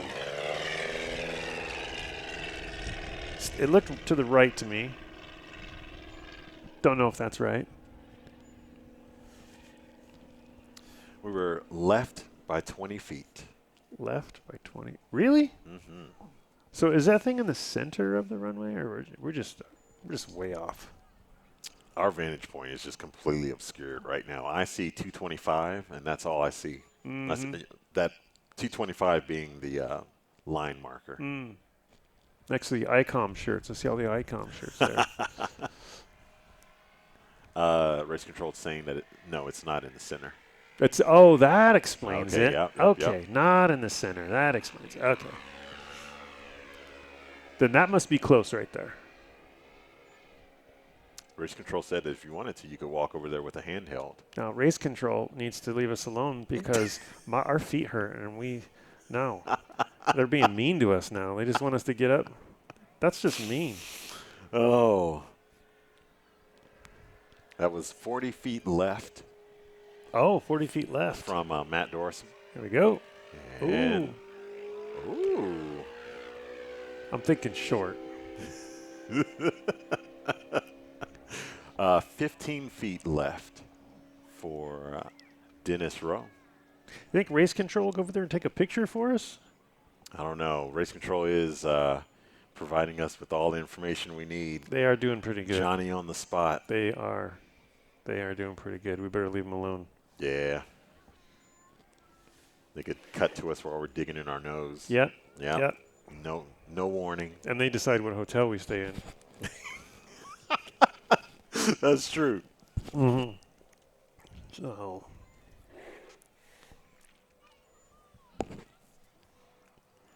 Yep. David Warren on base final. Yeah. We got this vulture right here in the middle of the field.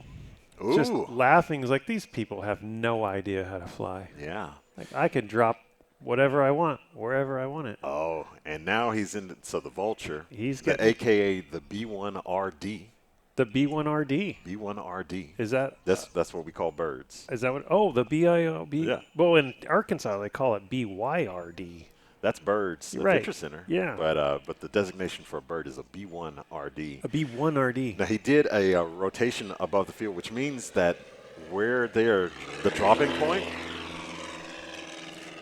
there's rising air, there's warm air right there. So there might be a burble. Or he's looking for it. Yeah. He's looking for it. Just watch those birds' wings rock back and forth to tell you what the air's doing. Yeah.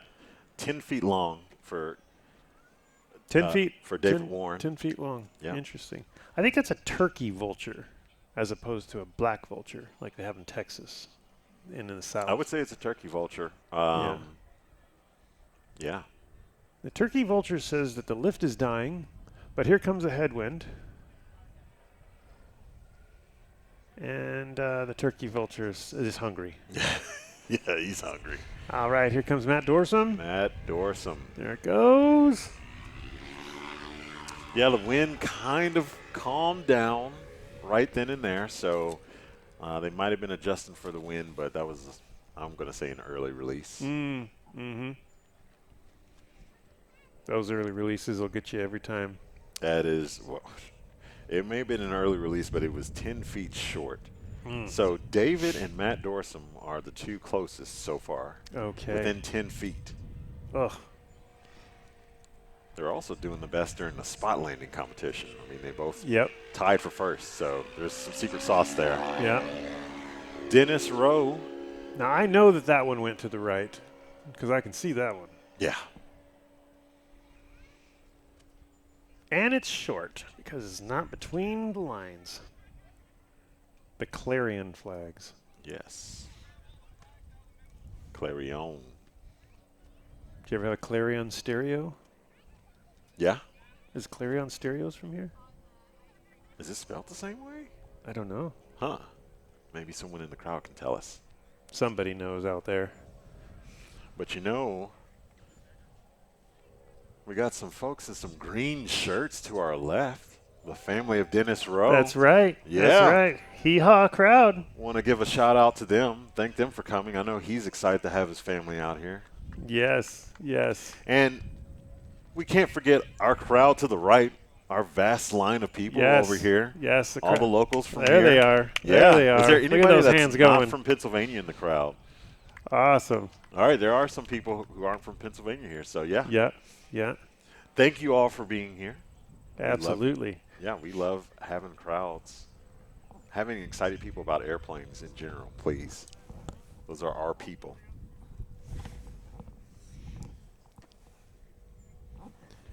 And before David makes his last run, we're going to talk about Sarasota Avionics, long-term partner of National STOL, your authorized Garmin dealer and the #1 aircraft avionics installing dealer in the nation for panel mount GPS avionics systems.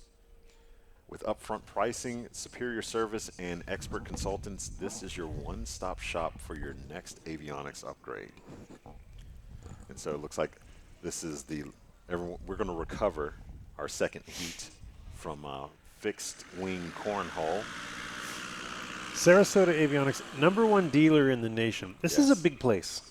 Yeah, it is a when big people country. from Europe come over here and they drive around once, they're like, I had no idea how big this place was. You could drop them in the center of Texas, and it would be Oh, yeah. Yeah. Yeah. All right, so after we recover our fixed-wing cornhole pilots, we'll have the paper airplane. 3, 4, and 5-year-olds meet behind the white tent. They may bring one parent with them to accompany them to the runway. Okay, so 3, 4, and 5-year-olds will need to meet behind the merch tent and be accompanied by a parent. All right. If you are 3 years old, 4 years old, or 5 years old, go over to the behind the merch tent right now and get ready for your paper airplane competition. Bring a parent with you. Yeah. Tell them they got to come. Remember, you guys are in charge. You tell them where they're going. Say merch tent, Mom. Ooh. Nice landing by Dennis Rowe and Dennis Hee Haw. Mm-hmm. Coming in hot. As we get. Is he flying with Sean today? Nope. Oh, it must be. Oh, no. Nope. He's flying with Mama. Oh, okay.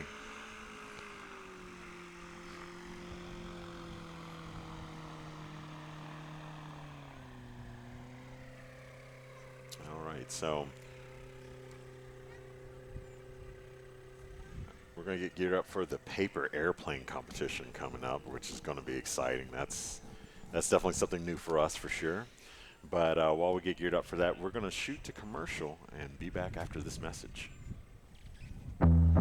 What's up, Av Geeks and Stol Freaks? Welcome to Lone Star Stol here in beautiful Sulphur Springs, Texas.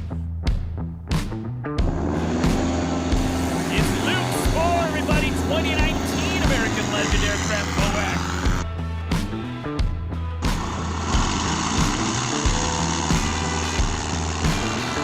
Round of applause for Chuck Olmstead. In the gray and orange MOAC, Brian Shirley, everybody.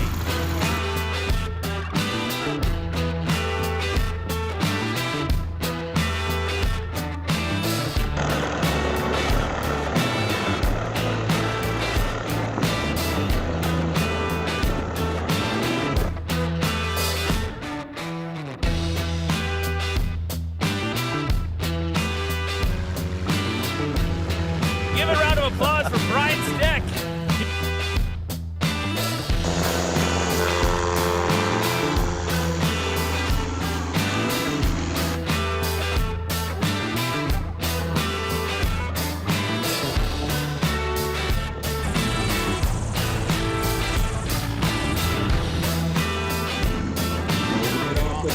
It's good. Textbook.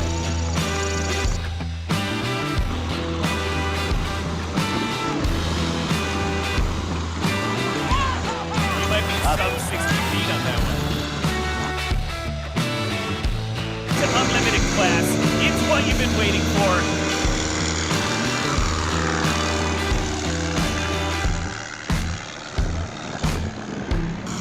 That's right, the Beast Mode MOAC, Colin Geneva.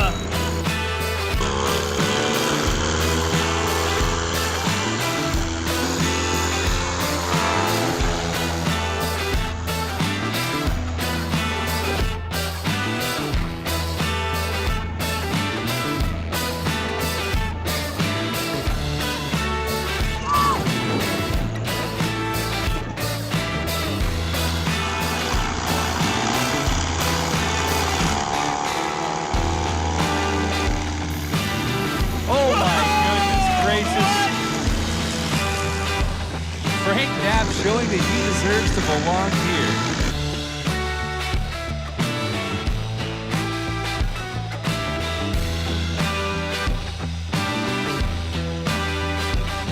Whoa, that was legendary. I'm going to move you right in here in place. Perfect, perfect.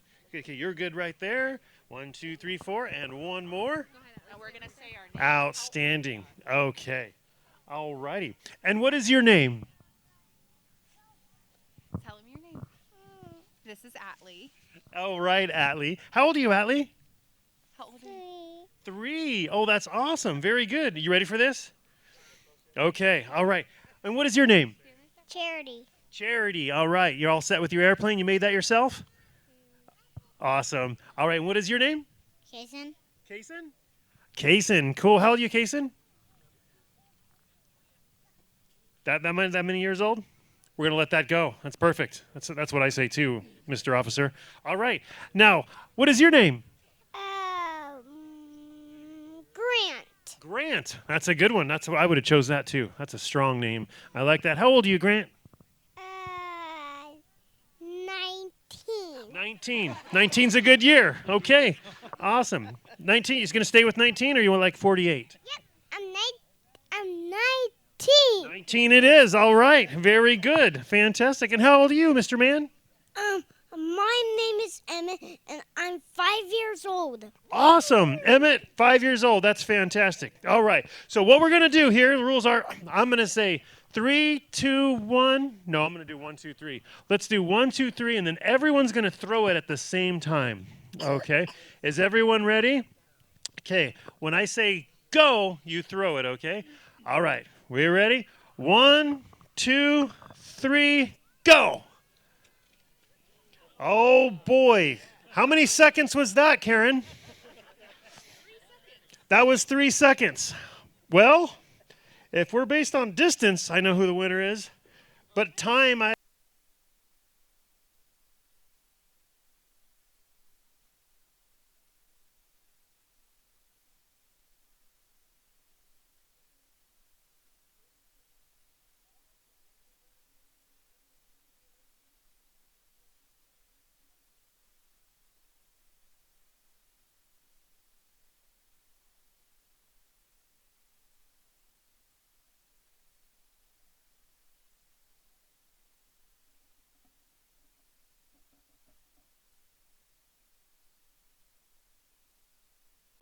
I'm going to say 1, 2, 3, go. And when I say go, you throw the airplane. All right.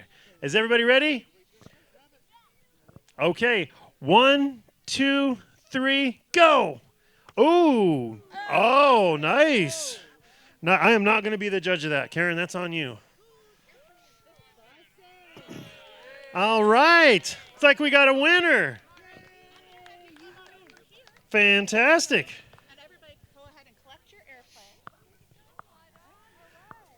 Very good, guys. And we'll bring up our next group of 5. And you have to be 3, 4, or 5 years old.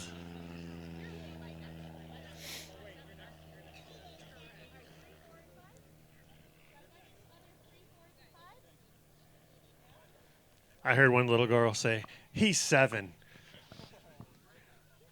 You're going to be working security for me, okay?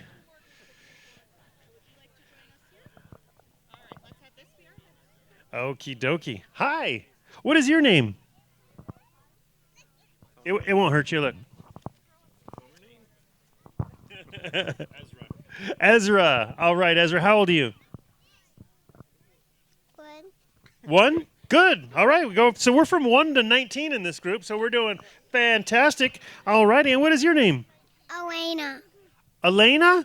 That's a pretty name. And how old are you, Elena? 4. 4. Very good. And what's your name? Evelyn. Evelyn. How old are you, Evelyn? 3. 3. All right. Very good. And what is your name? Juno. Juno? Oh, I like that name. And how old are you, Juno? 5. 5. All right. And what is your name? Zed. Zed? Jed. Jed. Got it. Okay. And how old are you, Jed? Here comes the fingers. Here we go. 2, 3, 4. We're going to stick with 4. All right. Very good. Okay. All right. So everyone is in a line. Okay. I'm going to say 1, 2, 3, go. And when I say go, then you throw the plane. So ready? 1, 2, 3, go. Ooh. I see that one had some hang time right there. All right. Whose plane is that?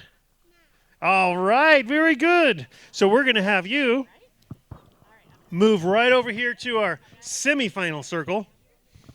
Or not. That's good too.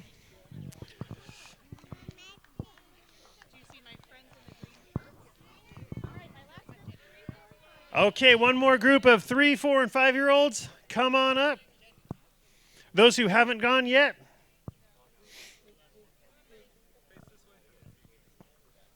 All righty. We'll get all in a line here. We can do 6. Yeah, that's true. All right. What is your name? Georgia. Georgia. How old are you, Georgia? 5. 5. Awesome. And what is your name? Palmer. Palmer. How old are you, Palmer? 3. 3. That's awesome. And what is your name? Camden. Camden. How old are you, Camden? 4. 4. Fantastic. What is your name? Ender. Ender. Oh, how old are you, Ender? Good.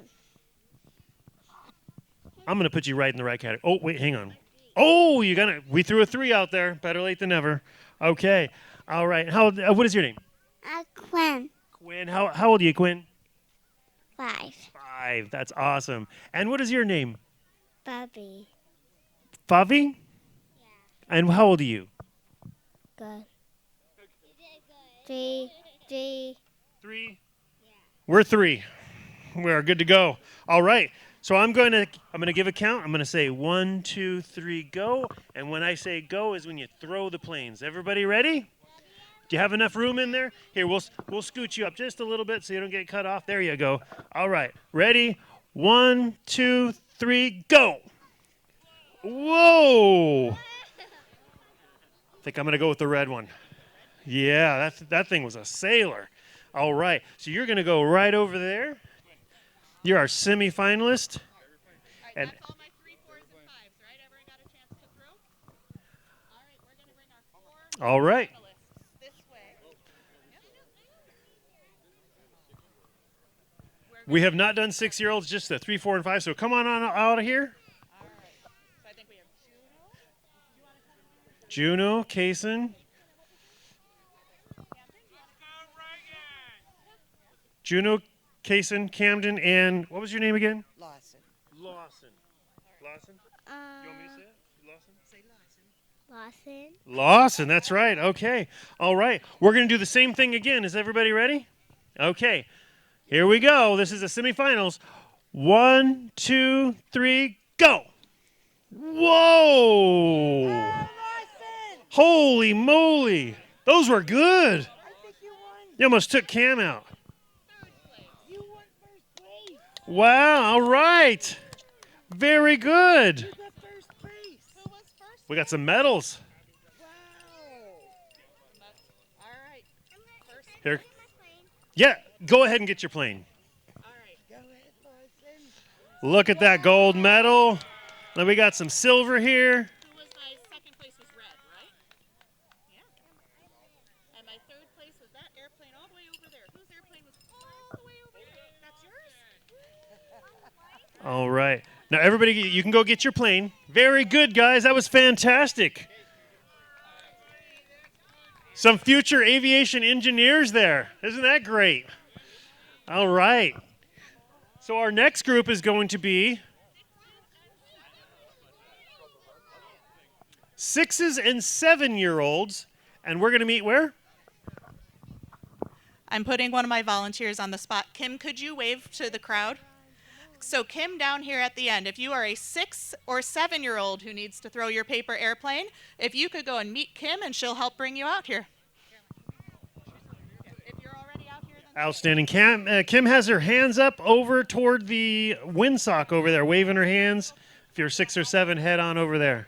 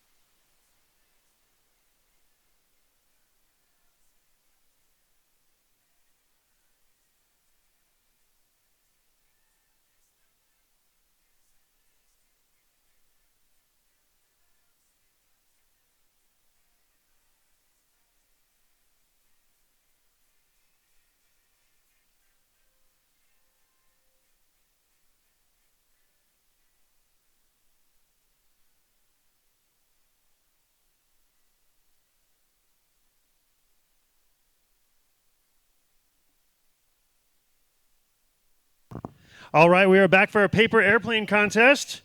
All right, this is 6 and 7-year-olds. Is everyone here either 6 or 7? You're all 6 or 7, one of those? Okay, cool. All right, what is your name? Caroline. Caroline, how old are you, Caroline? 6. 6. I'm not even going to ask your age because you're either 6 or 7, right? That's going to get old. She's like, oh, this guy's boring. This guy's boring. What is your name? My name is Zeke, and I'm 7. Oh, well, see, that works out great. Awesome, thank you. I'm Kason, and I'm 7. You're Kason, you're 7. That's awesome. I'm just going to put a mic in there. They don't need my help. Maybe not. No. What is your name? You got to tell them. We're the shy one. That's okay. That's all right. You're 6. Awesome. And what was your name? Oliver. Oliver. All right, Oliver. We'll get back to you on that one. What is your name? Zane Schwartz. Zane Schwartz. All right. Did I say that right? Schwartz? No, Schwartz. S-H-O-T. I'm not going to ask you that. How old are you? 7. 7. All right. And what is your name? Abigail. Abigail, how old are you? 6. All right. My name's Andrew. I'm 7. Andrew and 7. I'm Joseph. And how old are you? 7. 7. And what's your name? My name is Haley, and I'm 6. Haley and 6. Awesome. And what is your name? Clara. Clara. How old are you, Clara? 6. 6. And what is your name? Obi. Obi. How old are you, Obi? 6. 6. All right. And what is your name? Ruby. Ruby. Ruby, how old are you, Ruby? 7. All right. Is everybody ready? They've got their paper airplane that they spent all their time on today doing? Okay. So what we're going to do is we're going to take the first 4. Okay.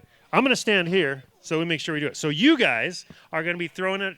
You heard what I did before. We're going to say 1, 2, 3, and then go, and that's when you're going to throw it. All right. You guys ready? Okay.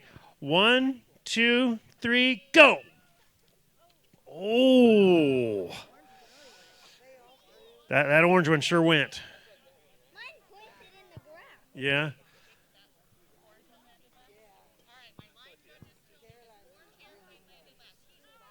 Who is the orange airplane? The line judges have judged that there's the orange airplane. Who owns that one? And nobody's claiming the first place prize. Okay, that doesn't happen very often. That's yours, isn't it? Is that one right there yours? Go get it. Yes. Super shy. Okay, so you guys go get your planes. And we're separating out our semifinalists over here to the side. How long did it take you to make your airplane? I don't know. You don't know? Yeah.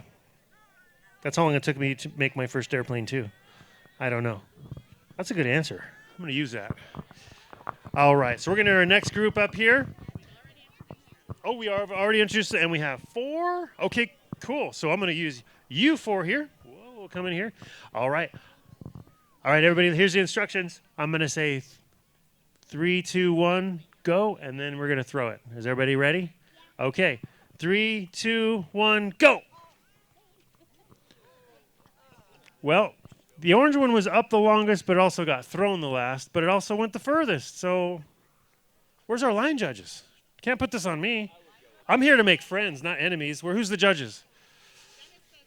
This one. All right.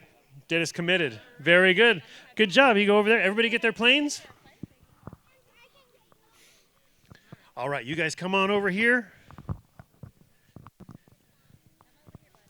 We're the last but not least, right? So let's line up. I'm going to scoot you back just a little bit so we face that direction. There you go. All right. I'm going to say 3, 2, 1, throw, and then we're going to throw that. Are you guys ready? All right. 3, 2, 1, throw. I'd have to go pink. Congratulations. All right, we got a winner. Does that say Sierra on there? All right. You're going to go over there? That's all of our 6s and 7s, right? No more 6 or 7-year-olds? Okay. Here we go. Yep, you're going to throw one more time. We're going straight to finals now. All right, you guys ready? Is there 4? 3. 3. Okay. All right. You guys, same thing. All right. All right. Here we go. Ready? 3, 2, 1, go. Whoa! That orange one was incredible. Yeah, I would say so.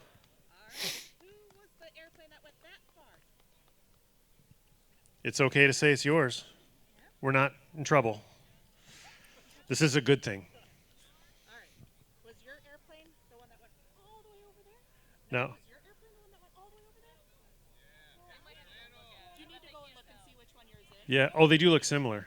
Yeah. Do you want to go and look and see which one yours is? Yeah. No, officer, that's not mine.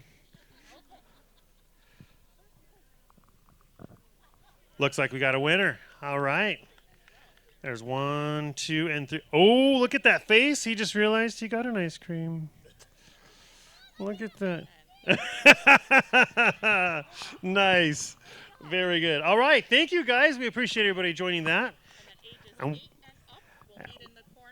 one more group, ages 8 and up, go over to, I don't see some hands waving over there. Okay.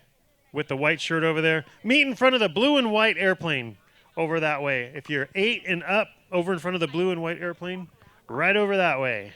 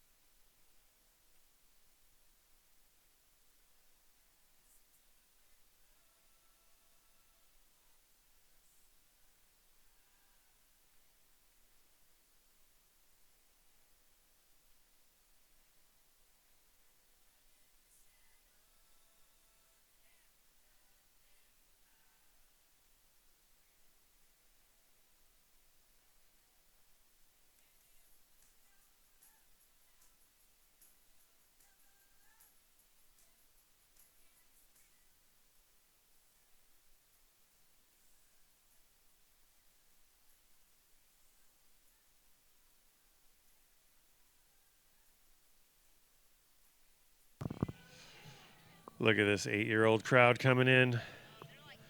Oh, yeah. Look at these aviation gangsters. All right.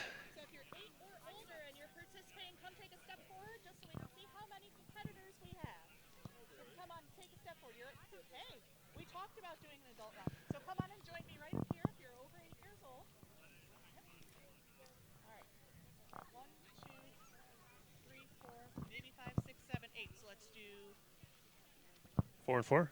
4 and 4, and we're going to have 2 advance from each group. Okay. 4 and 4 and 2 advance from each group. All right. I'm going to come through and ask you your names. All right. What is your name? Jameson. Jameson.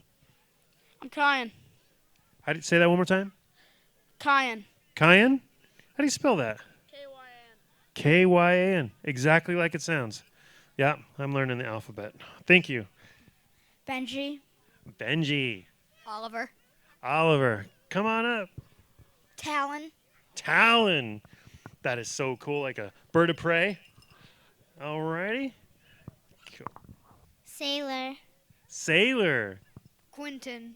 Quentin. Brinley. Brinley. B-R-I-N-L-E-Y. I got a friend whose last name's Brinley. Tenley. Say that one more time. Tenley. Tenley. Very cool. All right. You guys saw how it was done before. So we're going to do a group of 4. So we'll take you guys first. So you guys hang back and relax.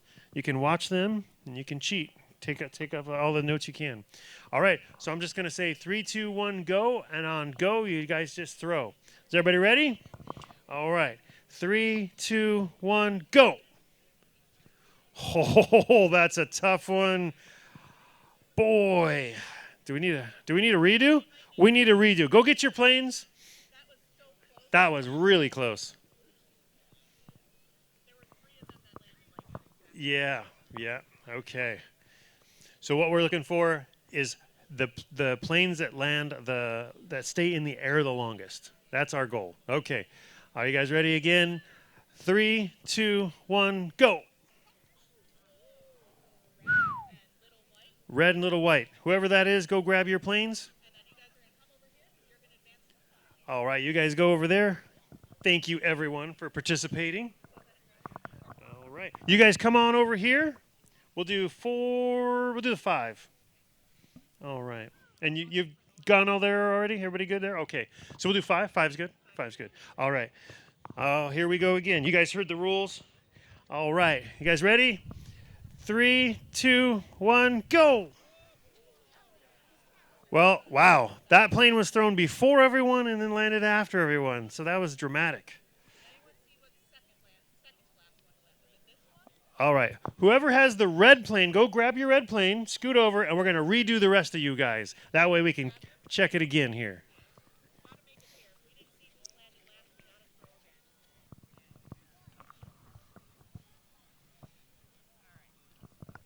All righty. You guys ready? All right. 3, 2, 1, go. Oh, it's tough. The green and orange. Whoever. You hearing orange? Okay, we'll go with orange. Who's got the orange one? Go grab that. And you'll move over. Everybody else can grab your planes. All right, so the 4 finalists, come on over here. This is for all the marbles. Just so you guys know, we're not giving away marbles. Just, I want to be clear. All right. Here, come this way a little bit. Make some space. There we go. All right. You guys are the best so far. Are you all ready? All right. Here we go. 3, 2, 1, go.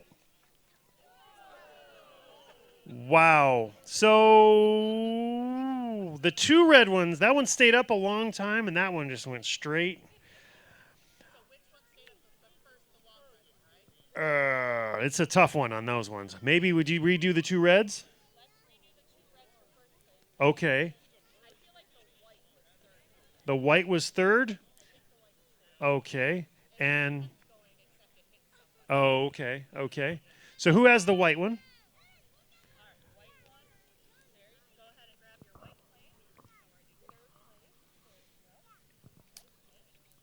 Okay. So and then we're doing the 2 red ones now.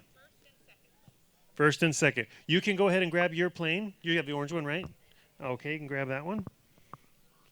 And you can go on back. Thank you very much for participating. All right, you guys ready? All right. 3, 2, 1, go. Well, there it is. There's the winner. First and second. Can we give a round of applause for all of our kids who participated in this wonderful aviation sport? Fantastic. Thank you, everyone. First place gets an ice cream. What? No way. Sweet Dreams Snack Shop helped donate those prizes. So thank you very much to Sweet Dreams Snack Shop. And I'm going to hand it back over here now to Cam, who looks super enthusiastic to take this over. I'm going to get this back on the road. And we're going to clear the runway. Once that's all done, we'll be rolling the planes back out and beginning the STOL portion of the competition. So we'll be back in just a moment.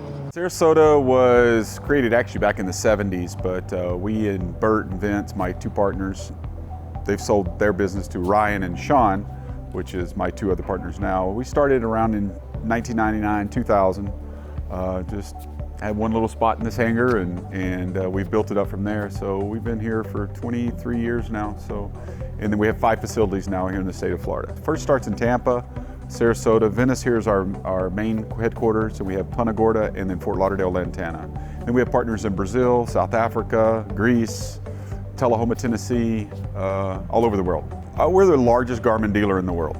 So that's probably what we've been known for. So we do more installs on aircraft, general aviation, anything really under 10,000 pounds than anybody else in the world. So, and we've been that for quite a few years now.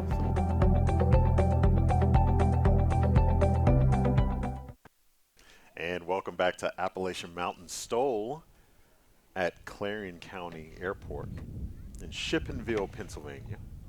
I'm joined by Josh Richling. My name is Cam Walton, and we're about to get started with the traditional STOL event, what normally our show would start with and end with.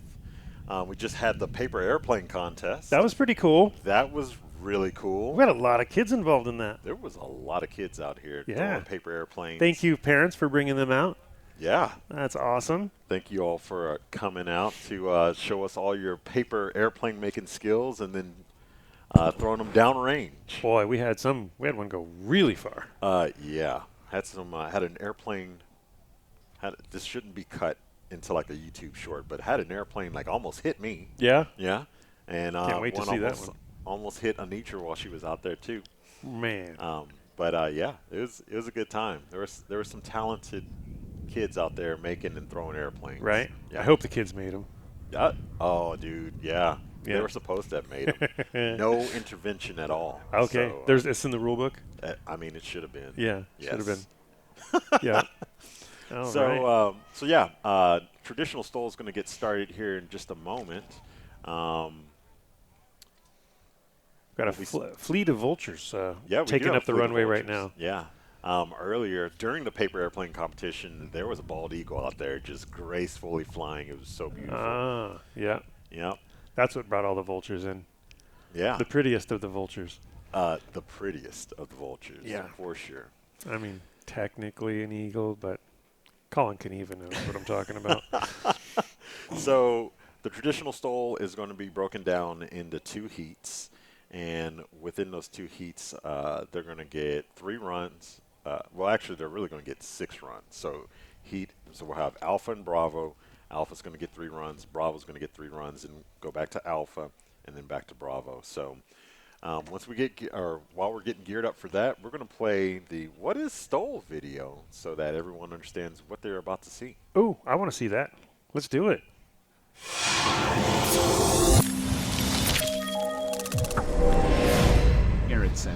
Takeoff and landing competitions are simple. We have the pilots here competing in separate classes to get the lowest score possible. As you see behind me, we have the start-finish line, so let's start with the takeoff.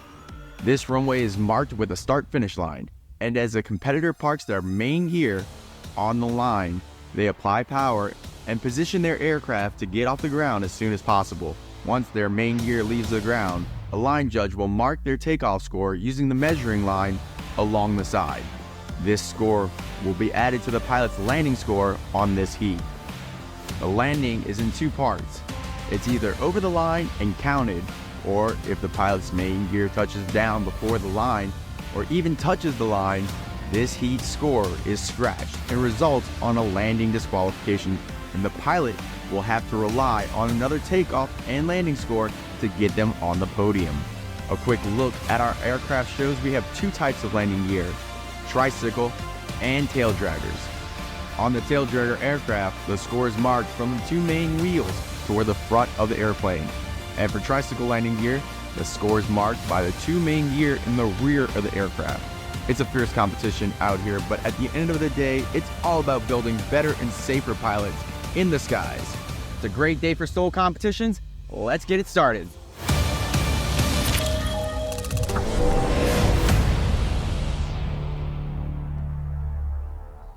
All right, so Now that we know what we're looking at, right? So we got the line. They're going to go up to the line. They're going to take off from the line. It's going to be measured, their takeoff distance. As soon as the judges see daylight from underneath the tires, then that's where it's going to be measured from. Then when they come back around, they're not allowed to touch the line, but they need to land as close to over the line, like past where the line actually is. And that measured distance is going to be from where they stop compared to the line. So, yeah. Yeah. Now we're back to the thing that we're a little bit more familiar with. Yes. Now we can talk a little bit more. Yeah, we can let our hair down because we know what we're doing now. That's right. I've been trying to let my hair down for a while. Oh, dude, yeah. I've been having some tough yeah. things. Yeah. I started losing my hair before Hims was a thing. Yeah. So, yeah. Man, done. Hims. And I was way too young to be putting Rogaine on my head. Yeah. So yeah. So anyways, our pilots. We're going to have number 33, Jay Longley in the 1966 Cessna 172. Then race number 67, David Warren in the 1967 Piper PA-18-150. Yep, lots of numbers. Oh, we got the numbers wrong, I guess, because I was saying 180 earlier. I feel like I saw that somewhere, but you know what? It's okay. We got to correct it now. It's all right. PA-18, 150 horsepower. 50 horsepower. All right. And then after that, we've got Doug Auclair in that beautiful Stinson, race number 91, the 1949 Stinson 108. And that's going to be Alpha Heat. Then after Alpha Heat, we have the Bravo Heat, which is going to be our, I don't want to say hometown hero, but local hero, Dennis Rowe. Yep. In Hee Haw, race number 57 in a 2020 Just Highlander. And then race number 95, Matt Dorsum in the 95 Kit Fox 4. With all the mods done on that thing. All the mods. Yeah.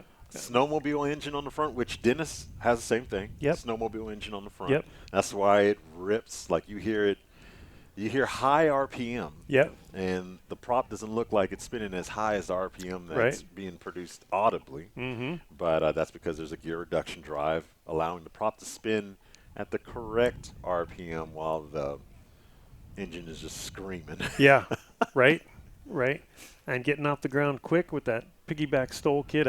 I don't know that I've ever seen a Kit Fox get off the ground that quick. I think that piggyback STOL is working in a combination with the slats. Yeah. You know, and Dennis's closest competition is not running slats, and I think that's probably going to hurt him.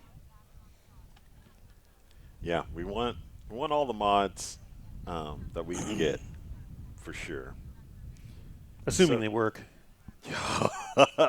Well, you know, I can make so much money on mods that don't work. Oh yeah, that'd be great. Yes, and then sell them to everybody else, and then use the right ones. That'd be good. Snake oil. You be a snake oil salesman? Snake oil from the Snake River of Idaho. That would work. Yeah, I like it. Yes. So while our pilots are getting ready to taxi and we're getting all geared up for the traditional STOL competition. You know, let's talk about some flight surfaces. So what people are going to be seeing, because the crowd here, and I'm not just talking about the crowd, but there's going to be a lot of people who don't know the parts of an airplane. And I'm learning myself. Oh yeah, learning every day, right? Yeah, a forever student. Mm-hmm. Mm-hmm. So on outboard, so you're looking at the wings right now. Outboard on the wings, we have ailerons. On the backside of it. On the trailing edge of the wings, outboard. Okay. You'll see the pilots. They'll be using the yoke or the stick to align the aircraft or to roll the aircraft, and that's going to be not roll it completely, but it's called the roll on the longitudinal axis. That's what the ailerons control. And then on the tail, you have the rudder at the very end of the tail. So you have like the vertical stabilizer, which is the main part of the tail. It's connected to the fuselage. And you have the rudder that they're going to use at slow speed to control that roll axis. So we talked about ailerons. Well, the ailerons only work when there's air flowing over them. So if there's not any air or a lot less air, you're going to be reliant on the rudder to keep that longitudinal axis correct. And then you've got the elevators. Elevators? Yeah. So the elevators are below the tail. They're still part of the back half of the airplane that's called the empennage. We've got the vertical stabilizer, which is connected to the fuselage, and you have the elevator, which moves up and down in correlation to the pitch of the aircraft. Right, and Yep. then there's one more trailing edge one. We can talk about flaps. Yeah, Is that what we're those gonna talk things. about? I read about them somewhere. Yeah, I don't know. some airplanes have them. Some people are so cool that they don't need them, like me. Right, I hear you. I just put in a heavy slip and then use the fuselage as my flaps. And then there's one aircraft out there flying today that doesn't have either one of those. They got the flapperons. Flapperons, yes, like a melding of the flaps and the ailerons together to produce some short takeoff and landings in the backcountry as appropriately needed. Yes.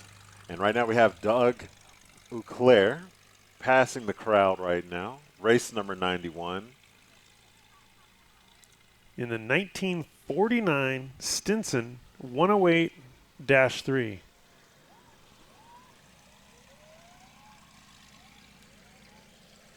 So what we're going to do is have our pilots taxi by us, and then they're going to turn around and taxi back by us. And do a stop then? All right. There we go.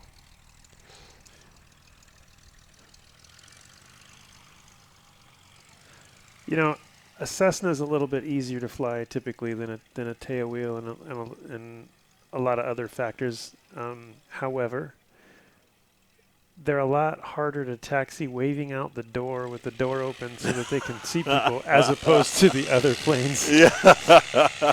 Because it doesn't even look like his window's open on that plane. Yeah. It doesn't have opening windows. It doesn't look like it does. Even the 150 had opening windows. That one does. Looks like the passenger does. All right. And so this is Jay Longley coming by in the Cessna, 1966 Cessna 172. The green and white plane. Figure out where we're stopping here. All right.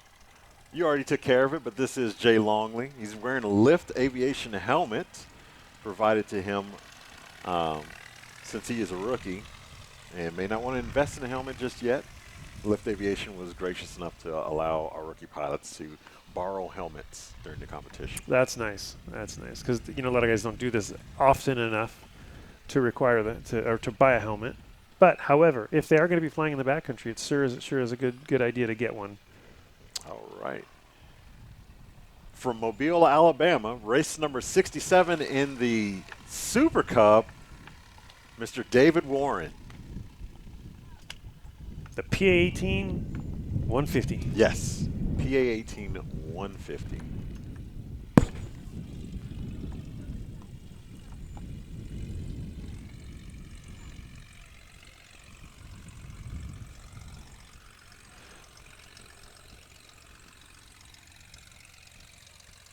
That's a lot of metal. That is a lot of metal.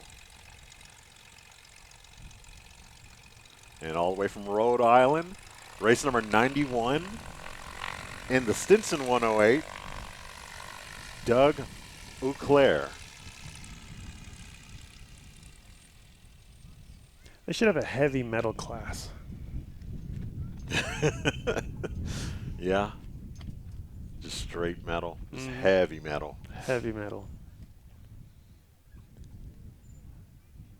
All right. So one thing you'll notice different about these, you got two that'll be lining up on the grass strip and one that'll be lining up on the runway in the back, which is the paved runway. And the Cessna on the back and the paved runway doesn't have any mods to it, and he's borrowing the plane. He doesn't want to do anything that could risk injuring it, so he's going to stay on the pavement in the back, and they're just going to add 700 and... Well, actually, that was on a different one. I don't know what they're going to add to him on this one. They're going to turn around and score him on the line as though the line was on the main runway there. Yep. All right, so we have green flag from race control. And Jay is going to be our first pilot taking off.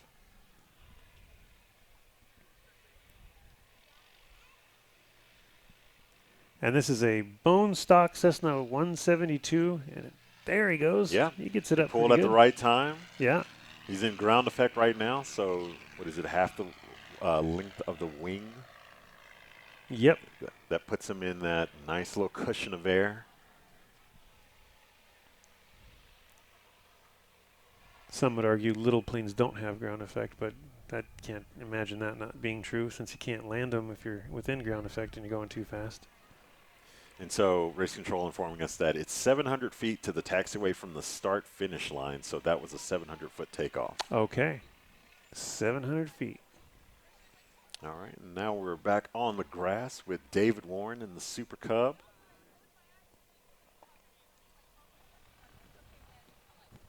Kind of the classic backcountry aircraft. Yeah, it is one of those quintessential backcountry aircraft. If you follow any Alaskan bushwheel pilots or Alaskan bush pilots, you're going to see a whole bunch of these. And yeah, so he pulled maybe just a hair late. Yeah. You could see him pulling. You can see the elevator moving, but the tail was stuck to the ground. The mains are stuck to the ground. He wasn't quite ready to fly, but he got it off there. Not yet. And timing is everything in this sport. And if we're looking at these flags out here, they're taking off once again with a left quartering tailwind. So we're going to see longer takeoffs than what we would see if they had a headwind. Doug Auclair on the line right now. So 700, it looks like the correction was done to Jay Longley's takeoff, 650 feet. And then 215 feet for David Warren. That's not too bad. Yeah. And Doug's on the move. We'll see his tail come up, maybe possibly here in just a moment. He's going to bring it back down. There he goes. He's doing a lot better than what he did yesterday. Definitely better than yesterday. Yeah, you took at least 150 feet off, would you say? Yeah, absolutely. So yesterday, kind of using the elevation from the taxiway as a little launching ramp. Yeah. But he took off well before that. So I'm already seeing improvements on yesterday. And as you can see already right now, if you're looking at the flags, if you're with us live, I don't know if the cameras are showing the flags, but they are back to a headwind. So this is going to be an advantage for Jay right now, who's landing on the main runway, as he's in a bone stock dry 172, and he's a rookie with us. And while the wind is changing direction from time to time, at least it's changing along the entire runway where it's consistent, unlike yesterday, which it was all over the place. Every 100 feet was a different direction. So this will be a lot better for him.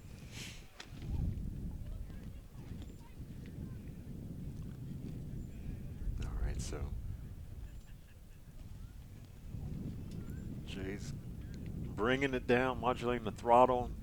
Touchdown, almost a flat touchdown. Yeah. But it's okay. It's a 172. It's kind of built for something like that. Yeah. Let's see where he's going to get it stopped. Cool. They got a measurement. Oh, so we are being told by Race Control that this is a scratch. Oh. And then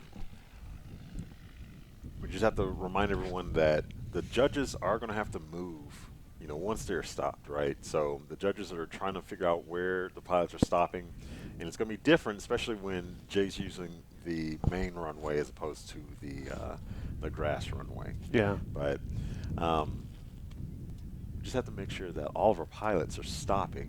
I know that they can't hear us, or they should be able to hear us right now, but So those wings are dipping on Jay?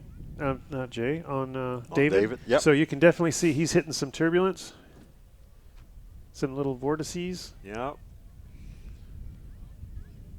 Ooh, very nice landing, but that's going to be a scratch.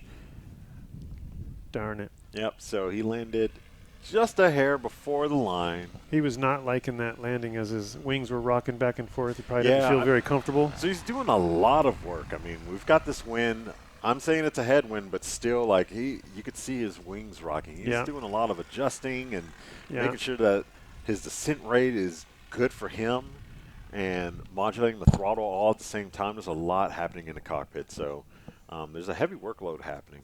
And a lot of times, this is a critical phase of flight, landing, and a lot of professional pilots go into a sterile cockpit situation where there's no talking or no outside of pertinent information being discussed. So there's a lot happening. Yep.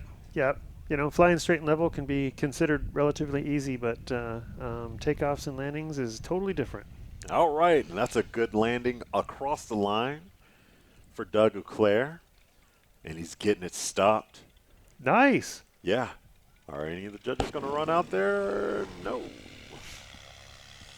So he's a little bit past 300 feet.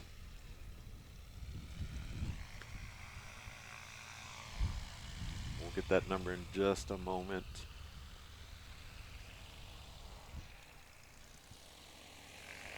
All right, so right now after our first round for Alpha Heat, we have first place David Warren with a combined total of 400 feet. Second place Doug Auclair with a combined total of 925. Okay. And third place Jay Longley with a combined total of 1455.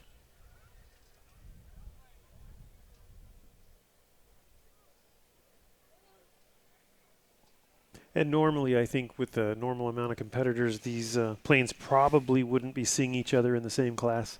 They would be in different classes. Yeah, we would be in different classes for sure. And we are on the go for Jay Longley. All righty. So wherever we see him take off, it's plus 780 is what I was told. Did you get a different number there? All I know is that they're 700 feet from the taxiway to the start-finish line. To the start-finish line, okay. Yeah. We'll leave that one to the judges. Yeah. We'll just sit here and look pretty. Yep. So good at that. Especially you. Oh, you're too kind, sir. All right, David Warren creeping up to the line. The STOL Queen, Anisha Goddard, is letting him do his thing.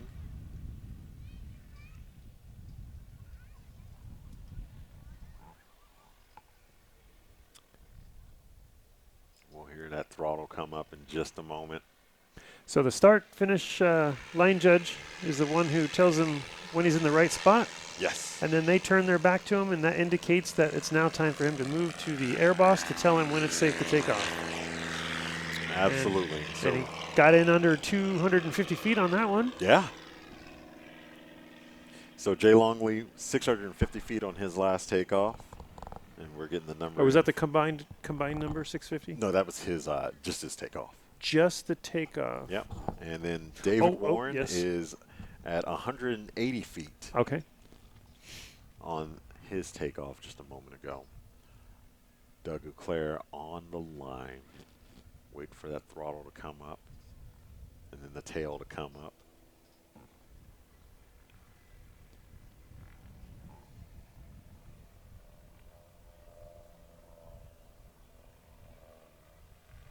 This is one of those original planes that have slats built into the wing itself. So as he takes off, for those of you in the crowd that can see from underneath the wing, you'll be able to see sunlight in the middle of the wing. In a little slot. Oh, right, definitely better than yesterday. That's still better than yesterday. A little bit longer than his last takeoff, but the wind has completely died. Yep. So we really don't have much going on. But while we're getting our pilots back online, we want to special thanks to our sponsor ICOM for our bright yellow T-shirts and supplying our radios to use while we talk to the airplanes as well as the line judges. As I told you before, I've been using ICOM radios for years and years and years at the racetracks, let's see, NASCAR, NHRA, That's my favorite. AMA Superbike, and all that, and everything out at the California Speedway and Glen Helen Raceways. And they're just a fantastic radio system to come in with the multi-chargers and everything, and they just work really well. Man. Really like them. That was 500 feet for Doug Auclair. Awesome. On his takeoff. Jay Longley on final right now. And I'm not sure how the scratch was judged down there. If we have somebody down there, they're using cameras. Yeah. Yeah, another flat landing, but now he's on the brakes.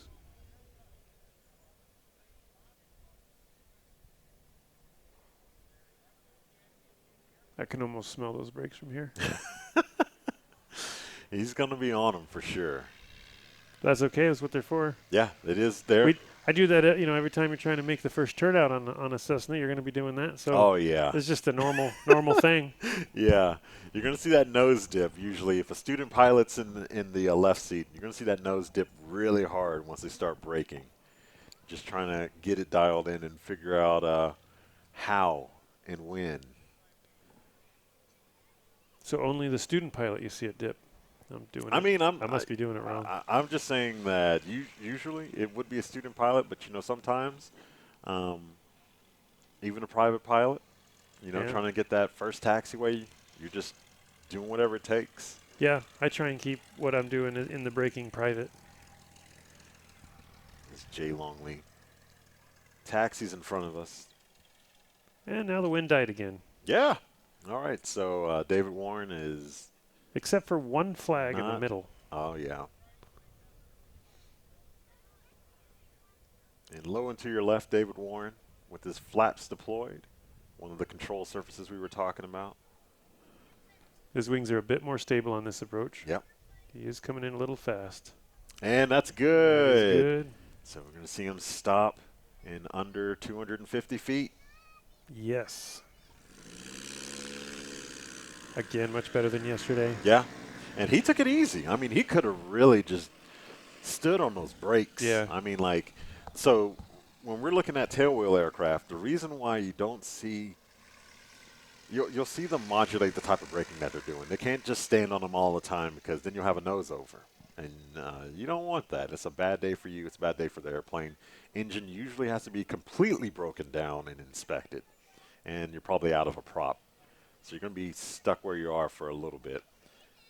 Got an RV on the runway. I don't know which model RV that is. 6 or 7, I'm going to say. Okay. Which means it's probably a 9.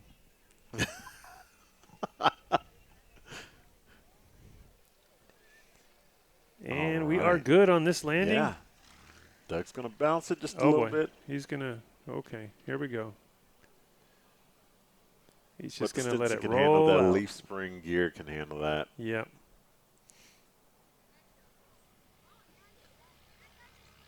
Can you imagine if you're in that RV coming from somewhere that you didn't know anything was going on and you just saw this thing fly across your taxiway in the grass? You're like, oh, my goodness. Oh. What is going on at this airport? They're definitely talking to the air bosses, but that's still just something that I bet you that pilot's nerves are a little just like, yeah. Did not know. Yeah. As the passengers sitting there ignorantly thinking, this is cool. Yeah, hey, this is how it's supposed to be. Yeah. I've been that person. All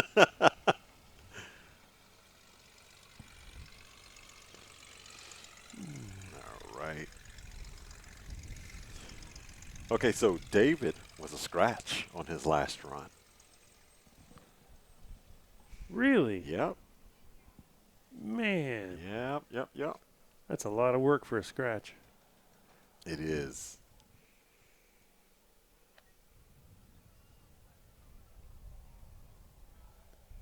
And while we get Jay on the go,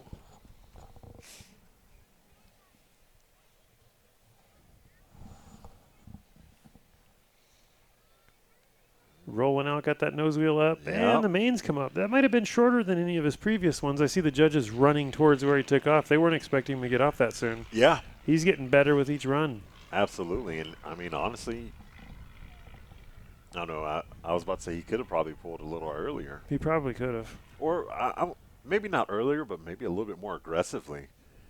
Yeah, that's what we'd say. We'd say, oh, we would have pulled earlier than that. Yeah. We would have done it way shorter. Yeah. All day, every day. All day. We're wrong.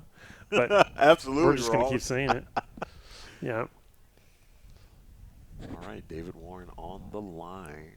Okay, going to try to not scratch this time. So he does not have one in the books, or did he get one in the books? If he scratched the last one, then that one was no good. But he does have one on the books. He is currently in first place with a combined total of 400 feet.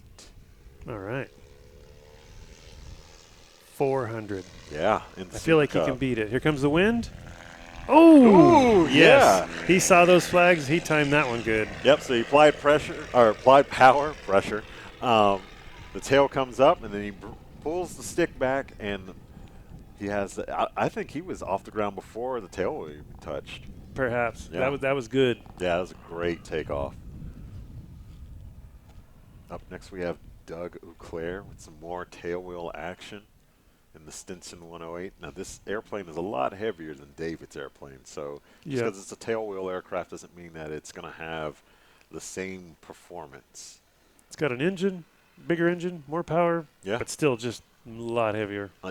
Definitely something I would like to take out in the backcountry with like all of my equipment. Yep.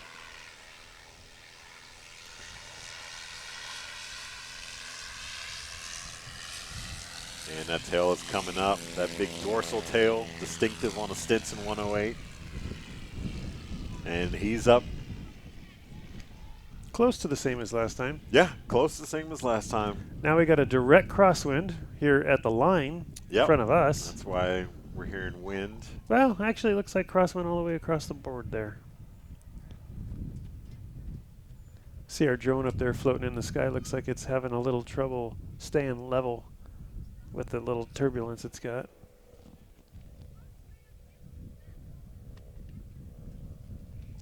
And while we're waiting on Jay to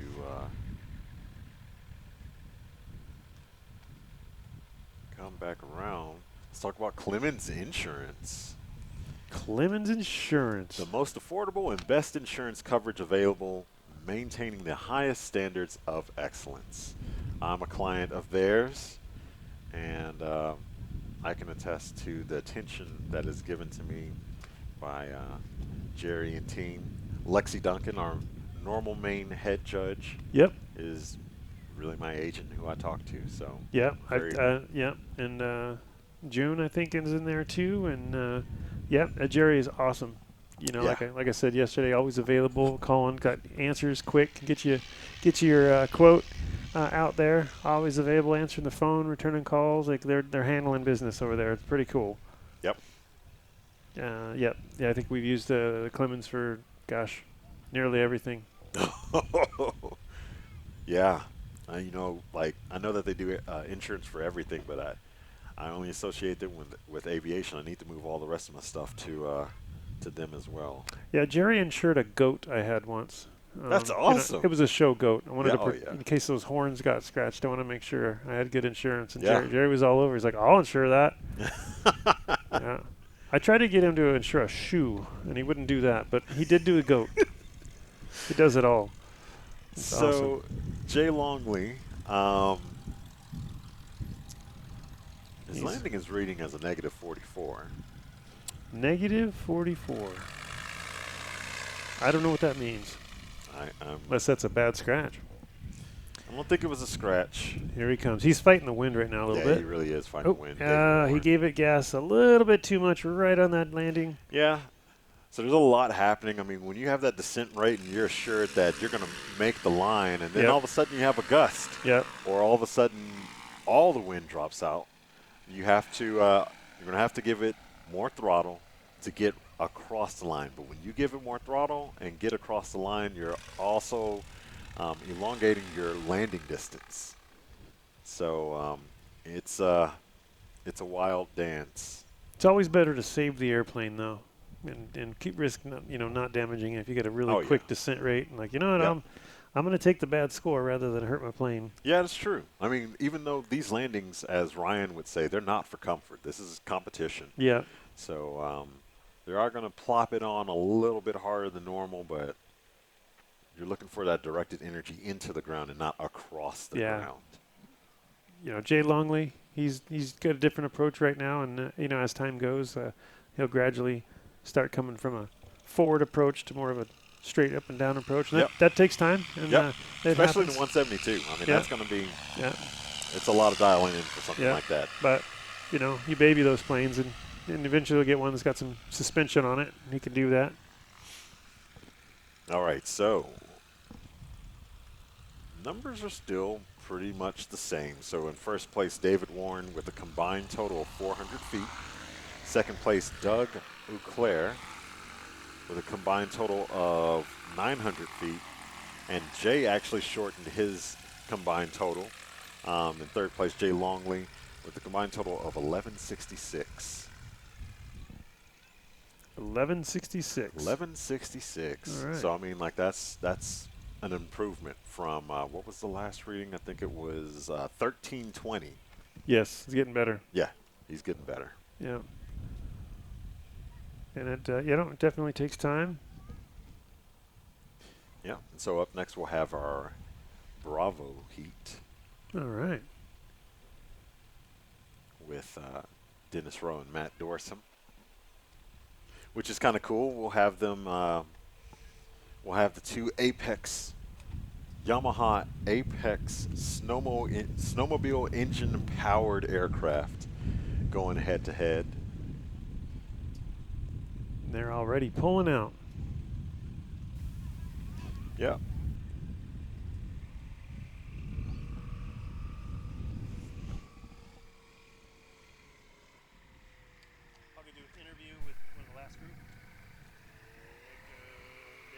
Okay.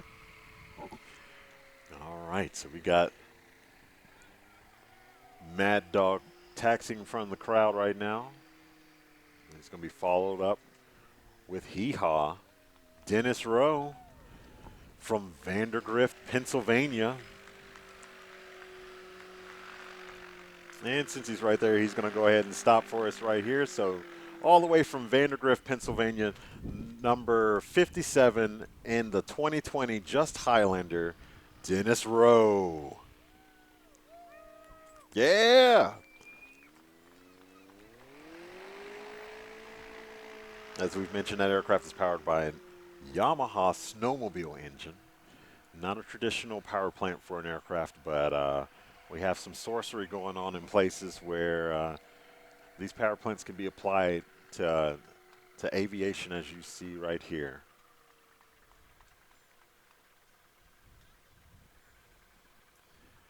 And in the 1995 Kit Fox 4, race number 95, Matt Dorsum. That aircraft is once again powered by that Yamaha snowmobile engine, and as I've understood it, coming from just zero, honestly, when I started with National STOL, it was pretty much zero when it came to GA aircraft. Yamaha snowmobile engines are extremely reliable, and that is why they are one of the top choices for non-traditional aviation applications.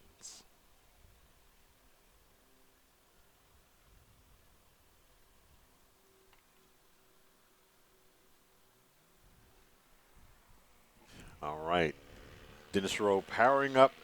Hee Haw on the go, tail up. He's going to throw that tail down, and I'm looking at just slightly over 150 feet, maybe. That's what the judges look like they're conferring about. Get that number in just a moment. 152 feet for Dennis Rowe on that takeoff.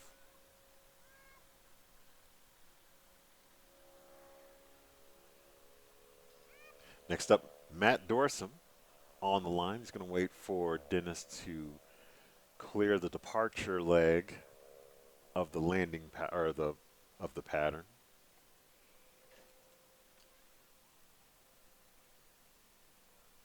We'll hear that Apex engine spool up in just a moment and see that tail jump off the ground.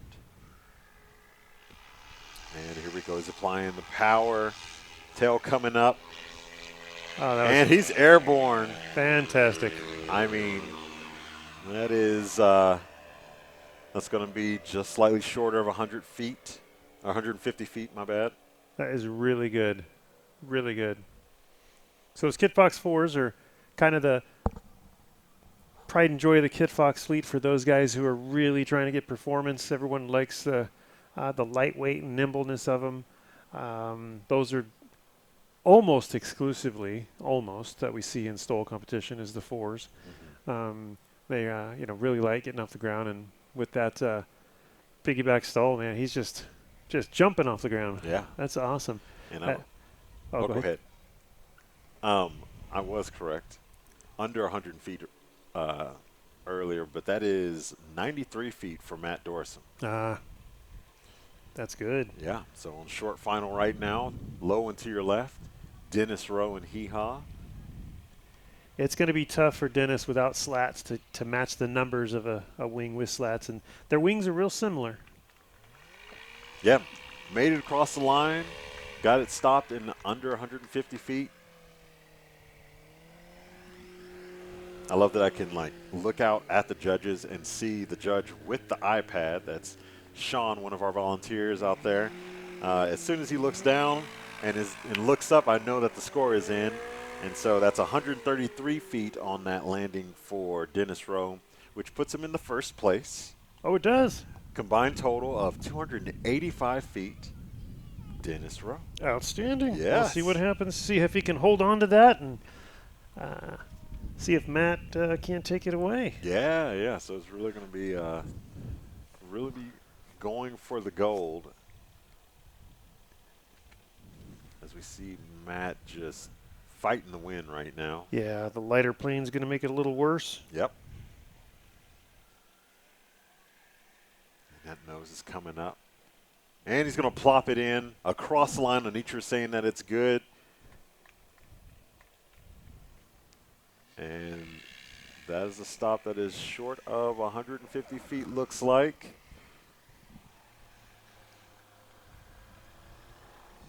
Getting the number in just a moment. 151 feet. And so right now, as you mentioned, or as you predicted, Matt Dorson has taken the first place from Dennis Rowe. Okay. Right now we're at a combined total for Matt Dorson at 244 feet to Dennis Rowe's 285 feet. Okay. All right. So now I think Dennis is going to get a little bit more aggressive on the brakes. Yeah, the wind is not in his favor at the moment. Nope, it just died. My back's hot. And he's going to be, that's around the 150 mark. Actually looks like it's short of 150 out there. Yeah. The judges are conferring. And you could have two equally matched planes out here with equally matched pilots, and just between run to run, the way the wind is increased, like right now it's a tailwind. Yeah. So if he takes off right now, this is not going to be to his advantage. And that's 148 feet for that takeoff for Dennis Rowe. I suspect that this takeoff is going to be longer than his last ones. Yep. Let's see what happens. Yep. Especially if this is a true tailwind. Looks like it's a left quartering tailwind for Matt Dorson.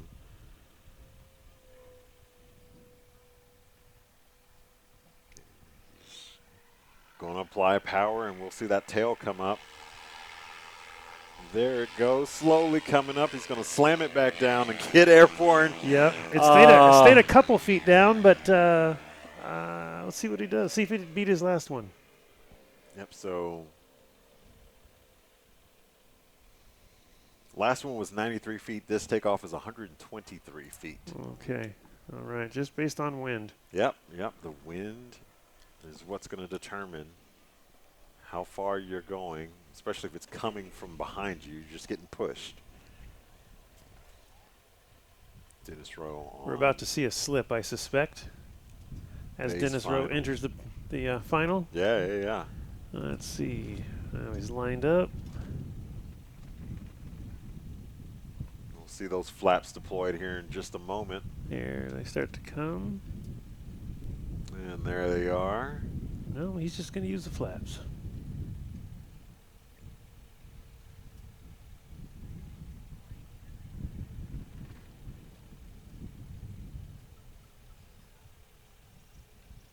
Man, that is precision right there. Gets it across the line. Yeah. And stopped. With a tailwind. Yeah, with the tailwind, under 150 feet, looks like. And he's got a different approach than what we're used to seeing. I mean, like, he's pretty high on base. Yeah. And then he comes to final. He makes that turn for final. He's still pretty high, and he's Yep. just nosing it down with Yeah. flaps. As opposed to Matt Dorson, who's taking more of that Steve Henry approach and coming in low and long. Yeah, yeah. It's very interesting to see the different approaches by all of the pilots. Yeah. You got people who love it low and long like that, and then some guys like Dennis who are high until the very, very end and then just drop down. We've seen guys and gals like put in the heavy slip right at the last moment. It's just a lot of variety on different approaches with different airplanes. Yep. For this landing across the line. So 155 feet for that last landing for Dennis Rowe. He's still currently in second place. He's got a good angle of attack here. Oh, he had Yeah. it. He went long. Yeah. He Came went in long. a little bit on that left wheel. Yeah, so he gave it a little bit more power, and that pushed him a little bit further. Yeah.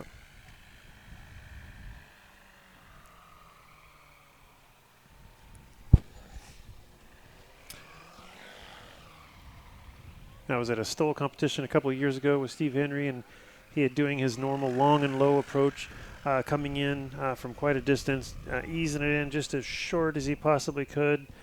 Came in, did his normal thing, came in, got on the brakes hard, and then he was going to go out and just do kind of a showing off sort of one where he just came in, he shot really steep up into the pattern, and then he came in a slip all the way down to the line, coming in sideways. Not trying to land short, and but just using all the proper technique and flying. That carried him over a little bit too. But slip all the way down to final, and then just plopped it down over the line and hit the brakes and locked it up with a completely different approach than he ever uses, and got the same exact number. And so that kind of goes to show that different techniques will both work. Yeah, absolutely.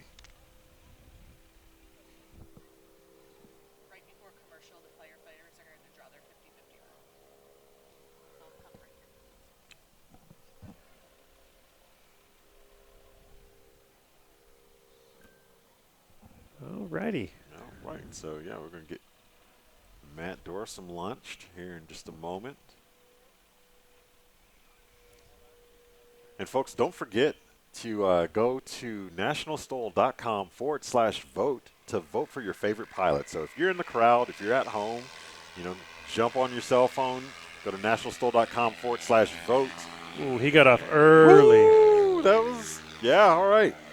That one, there wasn't much wind for him there, but that seemed to have worked for him. Let's see how that goes. And has a tendency to drop that right wing on takeoff, and then the last landing he dropped the left wing on landing. So what if that's just under that torque? Yeah. With 160 horsepower. 160. Am I correct on that? Yeah. But nationalstol.com/vote. Voting closes at the end of the competition. The winner, because this is a popularity contest. It is. So the winner is going to get a nice trophy that's got like Sasquatch carrying an American flag. Right. And they're going to get it because we're not allowed to join it, they tell us. Yeah. Yeah. Dang it. Boo. All right, Dennis on that final. Get that tail down. There it is. Very nice landing. It's got a few bounces. It's going to hurt him in his braking. Yeah. Yeah, absolutely. That's probably going to be his longest landing. Looking like, let's see. So his takeoff was 143 feet. That landing was 183 feet. Big difference. Big difference. Yeah, that when you bounce, you cannot get on the brakes. No. That's a recipe for disaster. Yeah. Now, unfortunately, I think Dennis is a little familiar with what happens when you do that. Yeah, it happens. Yeah. It happens to the best of them. But he came back in stride. Mm-hmm. Like that happened, 2 years ago at Sodbusters. Yeah. I mean, I know guys who've got a pile of props in their hangar. Yeah. Right next to a pile of championship trophies. Yeah.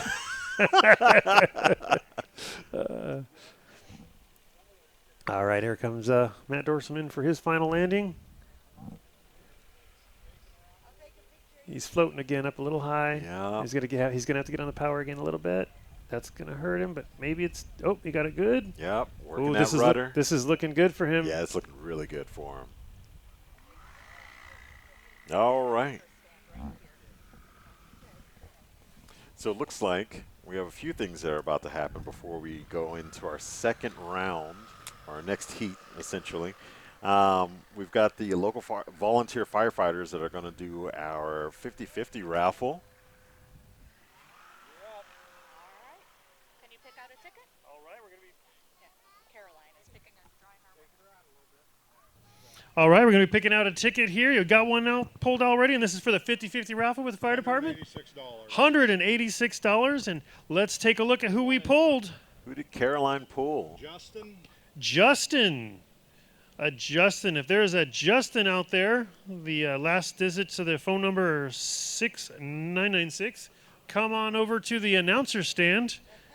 You just won some money. If they're not here in time, we'll be over at the fire truck. Okay, and if you don't get here in time, you can meet them over at the fire engine, and they will take care of you there. Good job. All right. Congratulations. Sweet. Congratulations to Justin, no last name. All right, and as we go to commercial, I don't know, are we going to see Dennis unseat Matt for the top spot? Or is it going to be the same as what we're seeing right now? Is it going to stay the same, you think? I'm excited about it. I love seeing two aircraft. It doesn't matter what kind they are, what class they're in.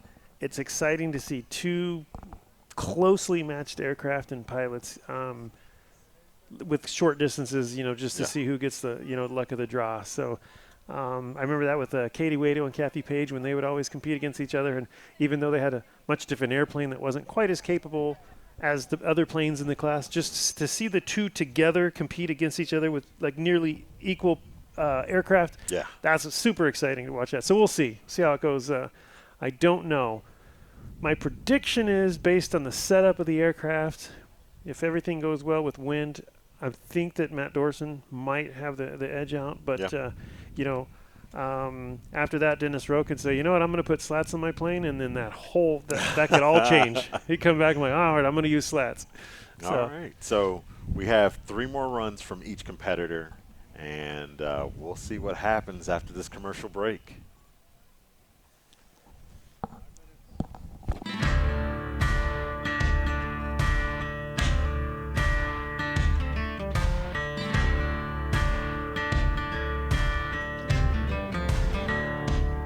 It's a kind of a different experience buying a Legend Cub because you're buying from the owners of the company. You're going to meet everybody that's going to work with you ahead of time. They're experts at every little facet of it. You pretty much can do as much of the aircraft as you're capable, and they'll kind of hold your hand through the rest of it. So I couldn't recommend it higher than truly a wonderful experience. You show up and you watch how all the fuselages are all TIG welded, and their processes are second to none. They build by far the nicest airplane, lightest componentry, great styling. Ron, their painter, is spectacular. It's not like any other buying experience. You are truly buying into a family. A lot of longtime employees. I'm friends with a lot of the guys that helped build my airplane. Legend Cub owners typically buy an airplane and never sell that airplane. You won't find very many of them used for sale on the market. I think you get a slightly different owner with a Legend Cub. It's not just an airplane to them. It's a piece of art. It's a piece of them. It's custom designed and built for them. Any option you want is available. Hard to get much better than this.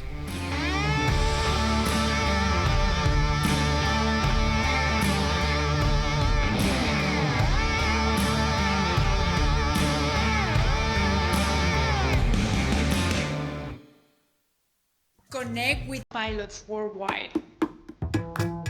Watch your flights unfold with accurate range, scenery, altitude, ground speed, time, and flight path. Improving your wind situational awareness by reviewing your flight path and wind data. Invite friends to join you. Debriefing with peers is a blast.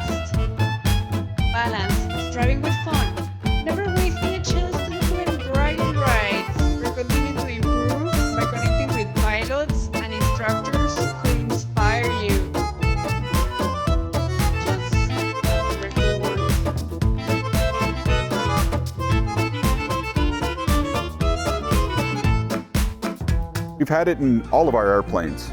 Ever since we started with the Piper Saratoga in the early 2000s. We did the pulse oximeter and CO detector in there. We've upgraded to there. Now we have a Cessna 340 that I actually was talking to him in Germany last year, and he was like, "Oh, you got to put the cabin altitude thing in the plane." I said, "Well, send it to me." So we put it in there, and it actually is really nice. This aircraft flies above 18,000, 10,000 feet, so up to 23,000 feet. The other day, the cabin altitude light comes on the manufacturer's panel, and boom, the CO Guardian comes on and says, "All right, you're above 10,000. Your cabin altitude is above 10,000 feet. So watch out." So it's kind of nice to have that redundancy in the plane. So for a pressurized aircraft, that is so important for me. I get that oxygen mask ready, make sure my oxygen is good. Basically, every time I do an install, I go in and I download all of the latest manuals to make sure that everything's interconnected correctly. We don't miss anything. We don't miss any on-off switches, any warning lights,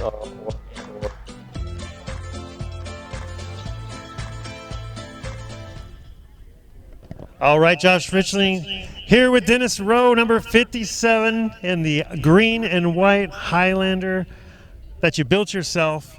You put a Yamaha on there, and you're battling out with Matt Dorsum. You guys have been coming back and forth with the distances, both on takeoff and landing. I see that he's got some advantages on his aircraft where he's running slats and you're not. So that's going to be a tough one. What are you going to do, and how's it been working for you? Well, my first goal today was not to scratch in this first heat, and so I was kind of dive bombing in, just making sure I had clean scores. And there's no way to beat that big wing and his superior flying than to drag it in now. You're so humble. So in the last heat, we'll be trying to drag it in with more alpha and try. I'll probably start scratching again, but we'll do our best to help let the engine hold me up in the air and see if we can slow her down more. I couldn't have said it better myself. That's the only thing you can do when you don't have the slats that he's got. Do you have any plans in the future using slats? Possibly. We're building another Highlander. It'll be lighter and it'll have a little more wing on it and a little cleaner. And we're seeing where that's going to go, and we're also talking to Barclay Smith down in Georgia about building me a set of slats for both of them. And I got to sell one of them when I'm done, but I'd like to keep this one for sentimentality, but I'll probably put the slats on this one first, yeah. And I would love to see you find out the differences with the slats and without the slats, and it's tough. I know that going cross country sometimes is a little tougher with having slats on, but it's really nice to get them off, throw them in the back, and get going where you're going. But best of luck to you. I appreciate it. Everyone here in the crowd is enjoying seeing you guys battle it out, and I will see how it goes, and good luck. All right. Hey, I'd like to thank Just Aircraft for making such a great kit, and Ronnie and Teal at Skytrax for letting us use these great Yamaha engines. Awesome. Those are great guys. Well, thank you. We got some traffic passing by here, and we'll hand it back over to Cam. All right. Thank you. All right. Thanks, Josh and Dennis. So right now we're in between heats. Essentially, we are going to wait for our alpha heat to get spooled up and back on the runway. As Josh mentioned, we got some transient traffic that is passing us by. I saw a Mustang 2 on the side of that. I was thinking it was a Thorpe, but it might be a Mustang 2 and what looks like a 172.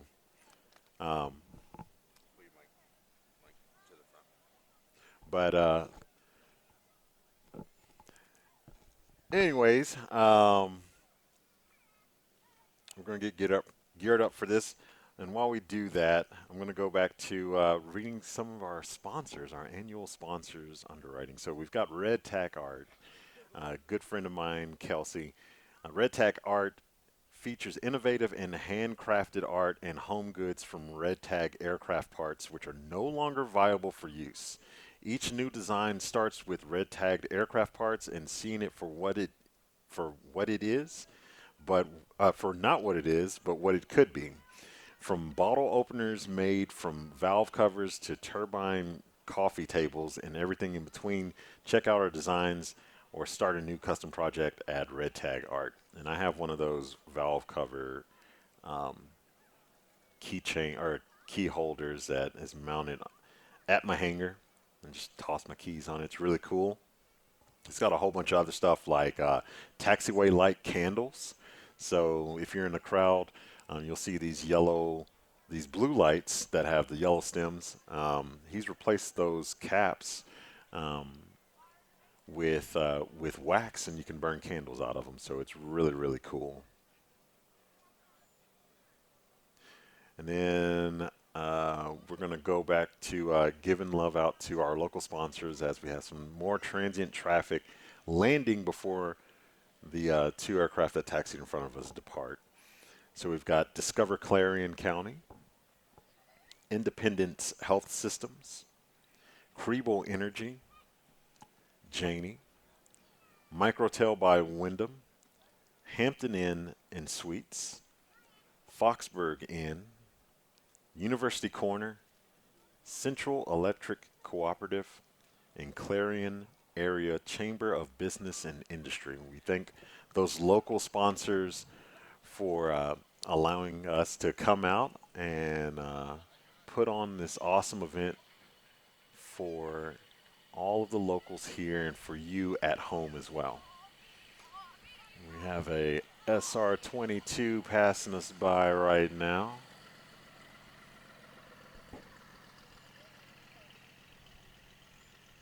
It's a sweet looking airplane. I can't afford, but it's okay. And then after all of our transient aircraft have departed, then we'll get our STOL competition competitors back online with the Alpha Heat, starting off with Jay Longley in the 172, David Warren in the Super Cub, and Doug Auclair in the Stinson 108. We've got this Mustang 2 passing us by, a low transition, staying in ground effect, and then a zoom climb at the end. It's fun stuff. Always fun. We'll see if the 172 is going to do the same for us. Is that kind of the Blue Angel coloration I saw on that? A lot more white, but yellow and blue. There was some that yellow and blue kind of had those lines like the Thunderbirds kind of have on the side. Oh yeah. You're supposed to agree with me. Oh, yes, I agree with you. Yeah, he's the former Blue Angel. All right, now we've got the 172 taking off, and he's going to do a low transition as well, staying in ground effect. We'll see if we get a zoom climb out the end of this. And another zoom climb, or what, Cessna zoom climb. Yeah. That is always fun, staying in ground effect, getting to the end of the runway and just pulling. Looking at that airspeed indicator go down. Yep. Not too far down. Yeah. But feeling the G's is always fun. And then we've got our SR-22 that's going to depart. And at this point, he can't do anything but do a low transition in the zoom climb at the end. I mean, he's definitely not going to let a home-built Mustang 2 and a Cessna 172 beat him out. That was a Mustang 2? It said Mustang 2 on the side, but it really looked like a Thorpe to me. Oh, I came in late. I thought it was an RV. Don't trust me. It had a what is it called? A cranked wing? A cranked wing? Yeah. I don't know what you pilots, this language you pilots speak. I don't know it. It had some dihedral that leads into some anhedral. So the wing roots are going. The wing roots are Oh, like a Thorpe. Yeah, yeah, that's what I'm saying. I thought it was a Thorpe, but I don't know. It said something on the cowling that did not say Thorpe. Oh, okay. Yeah. Yeah, I only saw it from the side really fast for just a second. Yeah. As I came up. Someone's going to correct us in the comments. Oh, yeah. And I haven't even gone to the comments. Let's see what the comments are And saying. it's going to be Ryan Dombrowski who comes back and. It's like, actually, Cam. Yeah, right. You got this one wrong. Yeah, because I have nothing better to do right now. All right. So in the comments, Yo, okay, so we got Glenn Roberts. So he's one of our STOL competitors and also our drone operator when he's around doing the drone stuff for us, providing all those awesome shots. So he's saying hi, Cam, from Glenn, Isaac, Hannah, and Zoe. So hi to that gang out there. Yes, I yes. got some time to spend with Glenn a couple of weeks ago while we picked up the new truck that his airplane partner had provided. For at least for $1 for us. So yeah, that's awesome. Yeah, that was super sweet. Yeah. So if you see the side of the truck, it says Ron Hansen on it. That's Ron's truck. And, Okay. He's Glenn's aircraft partner. They both fly a 90-horse Champ that I'll be competing against this year. And then we have Katrina already. I mean, always. I didn't mean to say already, but always in the comments. We've got Say Intentions AI. We met at Pinedale. Pinedale. Yep. That was kind of cool. In the comments as well. What's going on? Yep. And then Super Arrow asking Mustang 2. Mustang 2? Yep. That was a question mark. So we will see. We will see.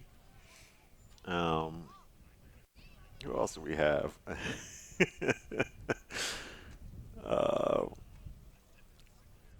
Even though he's here, we do have National STOL in the chat as well. So National STOL. Yeah, and let's talk about STOL while we got our pilots taxiing out. So after every competition, after which you figured out yesterday, IRL means in real life. In real life, I'm learning about that. Yep. So after every in real life competition, we have the same competition inside of Microsoft Flight Simulator. So that is National STOL.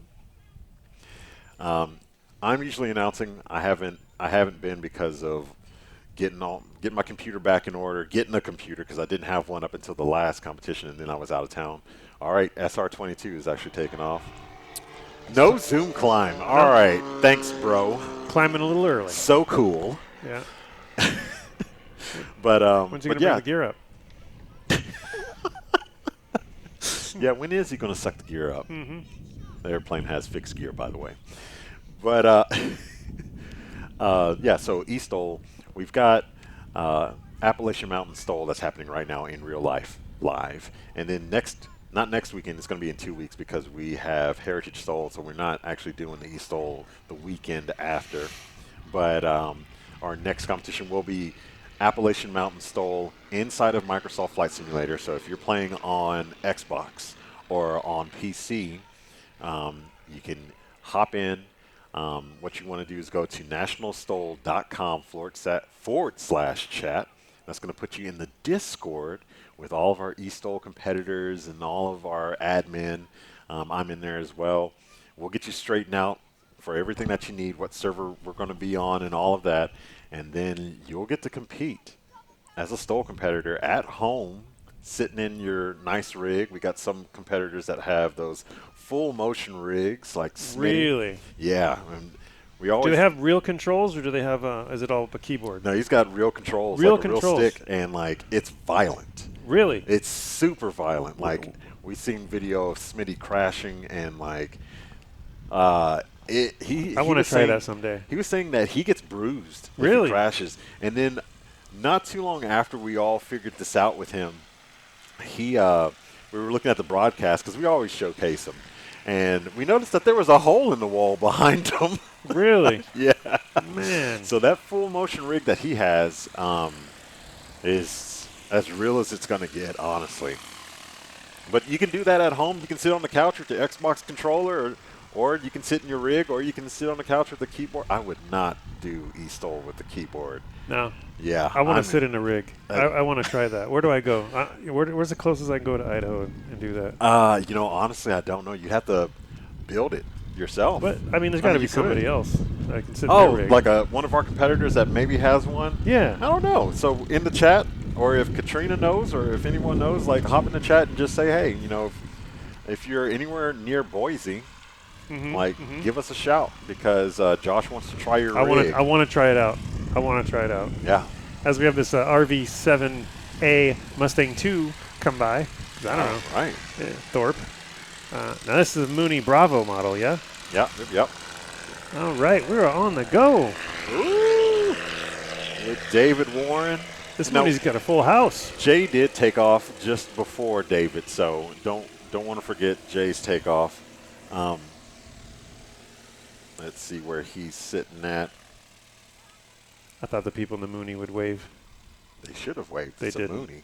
Yeah. Dude. Don't be cool and not wave. Yeah, I think the E-model Mooney people wave. Maybe Yeah. not the Bravos. The Juliet model. Juliet model. Yeah, they wave too. Okay. I know some. Okay. Yeah. Know some of those cats. Yeah. All right. All So right. let's see. Where is? I get situated here. Next, we got Doug Eclair up on the line right now in the Stinson 108-3, which I don't know what that means, but. Okay, so we've got a 183-foot takeoff from David Warren. Is this it's not a Lance Air. It's not a Glass Air. Oh. It's not a Sling. Man, I don't even. What am I looking at here? It looks fast. It does look really fast. Is that a JMB? Like a that can't be a JMB. I don't. Oh, dang. I was going to look at the. It's very Lance Air-esque. All right, so Doug Eclair getting it off before the taxiway that he was using the launch off of yesterday. Still good, similar performance. Looks like a pretty strong crosswind now. Yeah. Right into our face. Yeah. As I was saying that it was nice and temperate out here, now it's starting to feel a little bit cooler than cold. Mm-hmm. I've had my jacket on and off like 7 times already. I haven't taken my hoodie off yet. Yeah. And this is this Jay Longley coming in That here? is Jay Longley. All right. He's on his landing road. He's going to bounce a little bit. Or maybe that was just an illusion. It did look like that to me. Of course, it's looked like that to me every time. He's going to get it stopped for us. And remember that from the taxiway. It looks like he's not stopping. He must have thought he scratched. Which still, you want to stop. And You do. okay, so he's part of the crew with Doug. And he was giving Doug the 5th degree yesterday about stopping. And here he is not stopping. What? So He's not going to be able to qualify for the most consistent award if he doesn't stop?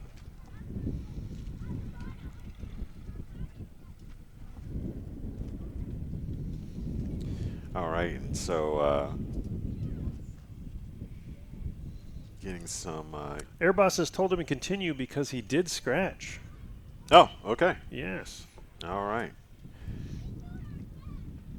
Okay, so at the very end of the day, after all the results are revealed, the pilots will park their airplanes, and then we'll allow the families and kids into the secure pits for photos and up-close looks at the aircraft. So if you're in the crowd, if you're looking forward to that, don't leave after we do the award ceremony.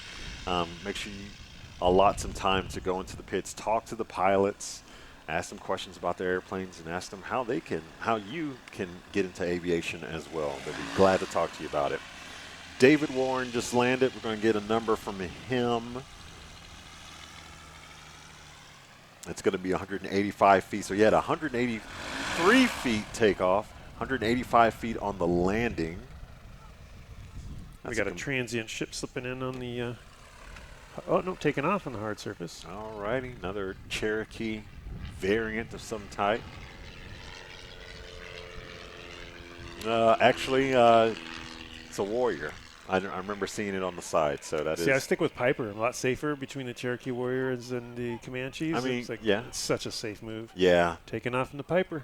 It is a type of Cherokee variant, but there are specifics. Lots of specifics with Cherokees. All right, here we go. All right, Doug in the Eclair. Stinson. Can he get it stopped before the runway? He does have a headwind right now. He can get it stopped. Yeah. You know, he hasn't dumped his flaps either. Ah, now he did. Well, okay. His timing was different on that. Normally you put your flaps in before.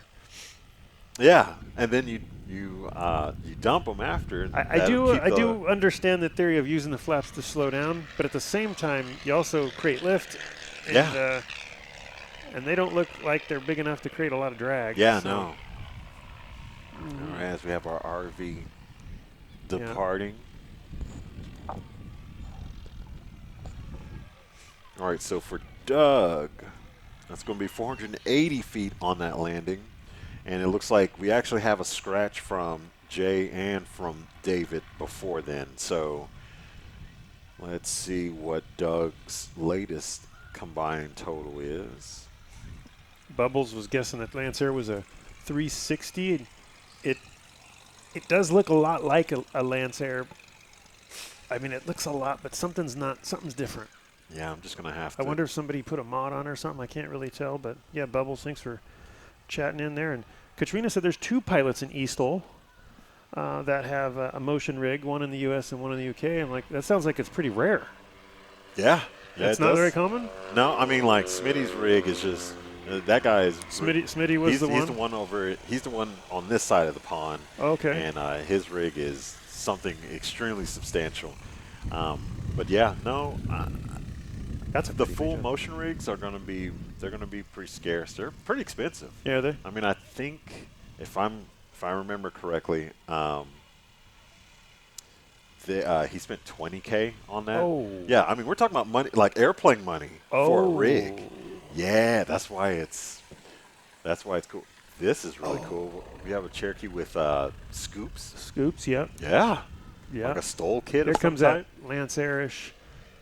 Gosh, the tail looks too skinny in the tail to be a Lancer. And I've seen one somewhere else, and we were all like, "Is that a Lancer?" No, and the top of the vertical isn't round like a Lancer. It doesn't come to a full tip. Once he comes up to altitude, because you know he's got ADS-B, we'll definitely look it up and see what that is. Yeah, that plane looks fast. Yeah, it really does. I mean, I'd have to go with a Lancer. I work on Lancers all the time, but I just don't recognize that. We got our Tri-Pacer coming by. Oh, yeah. Looks like the Tri-Pacer's name is Dixie. Dixie. Yeah. Oh, it is Dixie. Yeah. Cool. That gear is straight up and down. It is straight up and down. That's a classic. All right. Jay Longley on the takeoff roll in the 172. Now, his approach to this is still going to be the same as our STOL pilots. He's still doing short field operations. Like, you are seeing an exhibition in what every pilot learns to do. Yep. I mean, you have to learn how to fly, like, these conditions as a private pilot. So you're going to learn how to operate on short fields and soft fields. Mm-hmm. And you're just seeing a mix of both of those type of operations happening right now. Yep. I like to think that, like, you know how the Blue Angels and the Thunderbirds, like, they always announce that these are all maneuvers that every fighter pilot learns. It's just done in a different degree with both of those teams. The same thing with us. Yeah. This is something that everybody learns to do. We're just doing it at a different degree because it's in a competition setting. Yes.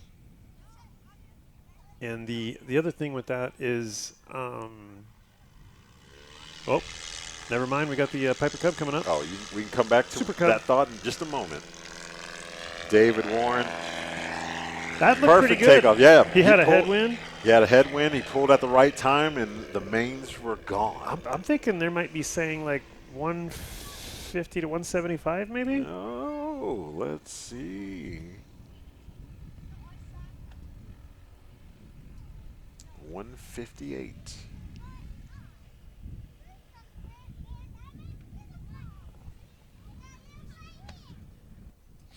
They're going to let that Cub come around a little bit further so that Stinson. That Stinson actually flies pretty slow, actually. He should have. There he is, powering up. Yeah, he should have plenty of spacing, no matter what. Doug Claire, he's a CFI. I wonder if he gives lessons in this plane. That's a really good question. I bet you someone from the Air Venture Flight School that he operates is probably in the chat and will let us know if they use that aircraft as a training aircraft. Do you know where Air Venture is based out of? It's going to be Rhode Island. He's from Rhode Island. Oh, okay. Okay. You talk about all the basics, basic maneuvers and things that people do in STOL for, new pilots, come here and they may think, I don't have the skill, I don't have this. You got people like, Aaron there in STOL and STOL Drag, who literally just barely made the minimum requirements to fly. Yeah. and came and started doing STOL and STOL drag and just got better fast. Oh, yeah. And you just you're around people with a lot of skill. You kind of absorb that skill, and Aaron's got some natural ability as well. And stick-to-itiveness to do all that stuff. But so coming out here in Cessnas and just learning it and doing it or whatever. So yeah, I say that I'd like to put together a Cessna as a competitive one. I was at Valdez 2 years ago and saw a Cessna 172 take off in 50 feet. Yeah, I couldn't believe it. It had bush wheels on it. 172. Yes, and I'm watching it. 50 feet. I couldn't believe it. Could not my whole brain said, okay, he's just going to go this far, and then he's going to rotate, and he literally put on the throttle and lifted off. I could not believe it. That's insane. And I don't know the gentleman's name. It had some green in it, I think. Oh, it was incredible. Incredible. Yeah, so I think that whole Doug AirVenture flight school clan, they have the same type of recipe once they stop. It looks like they still have the flaps deployed. Normally what happens is you retract the flaps as soon as you touch the ground, and what that's going to do is put more weight on the gear because we're losing lift. And so that should help you, in theory, stop sooner, but it seems like this clan is using the flaps to probably stop because it is going to induce drag, but I don't know if it's in an advantageous way. It's not the normal technique for sure. For sure. Yeah, we'll see this with David coming in. He's going to dump the flaps as soon as he's on the ground. There we go. He had to goose it a little bit. Yeah. Flaps are still down. Flaps are still down. Okay, now they're done. It looks like they're all using that technique. Okay. Apparently, we have got a lot to learn. Yeah, apparently I don't know what I'm talking about. I don't know what is going on. I've never seen it done like this before, but here we go. Here comes your drooped wingtips Piper. Cool stuff. This is a Cherokee 140, 50, 60, 80. 140. Yeah, what do you I'm think? gonna say 140. I'm gonna go 140. Yeah, I know what I'm talking so 140 about. horsepower. The other most common airplane you would fly was probably one of those in a flight school. Yeah, if I'm not mistaken. Absolutely, I've got lots of Cherokee time. Yeah, I have Cherokee 180 time. Oh, but it will be. Yeah, it's going to be a Cherokee variant of some type. All right. All right, it comes in the Stinson. Ooh. Looks like, he's good on the landing. He's short. This might be the shortest one. Does he have a headwind? The left side of the runway is a headwind. The right side is a tailwind. And he's got his flaps retracted, so there he goes. That might be his shortest stop yet, you think? Yeah, I think so. Mr. Doug. Mr. Dougie Fresh. What do we have? So for David Warren, we've got a 230-foot landing for him. And then for Doug, we have 430 feet, which actually his shortest landing was 425. So that's the second shortest landing as we have our tri-pacer passing us, leaving the airport. And then we did promise that we were going to see if whatever that aircraft was. Oh, the Lancerish thing. Do you remember its tail number? No. But it should be distinctive enough in Flight Radar 24. Oh, the fast mover. It's probably 100 miles away now. Yeah, honestly.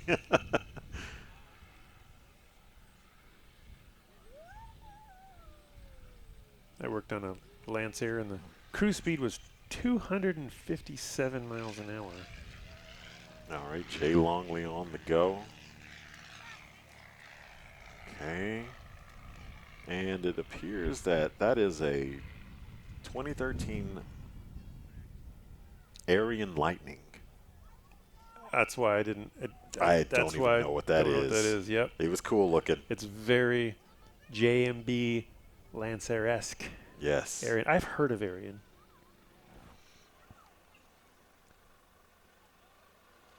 All right. Love when I see something that I've never seen before, or that I have seen before and just never put it together. Okay, so looks like Jay So we're still adding 700 feet to his landings, or his numbers.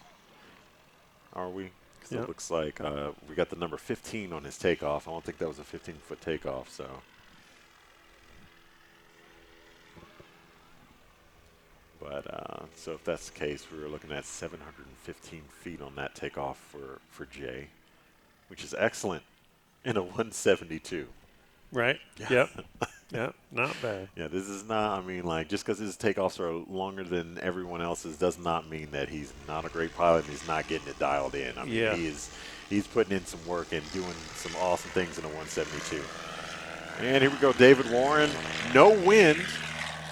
He brought the tail up. That's what we want. He's trying to get more airflow over the wings, get a little bit more airspeed, and then pull the stick back. Pulled just a hair early because the mains did not leave the ground. Now, also, we've got this little embankment of sand where everyone's been taxiing off the taxiway in front of us, or taxiing off of the runway onto the taxiway in front of us. So his mains might have left the ground before what I saw, but that tail wheel was still stuck to the ground, which does not exactly hurt. Right. Right. And while we wait for him to take off and get across there, want to let the parents in the audience know that after the event as well, not only can you meet the pilots and talk with them after the event, but the firefighters are also willing to let the kids take pictures over at the fire engine as well if you all wanted to do that.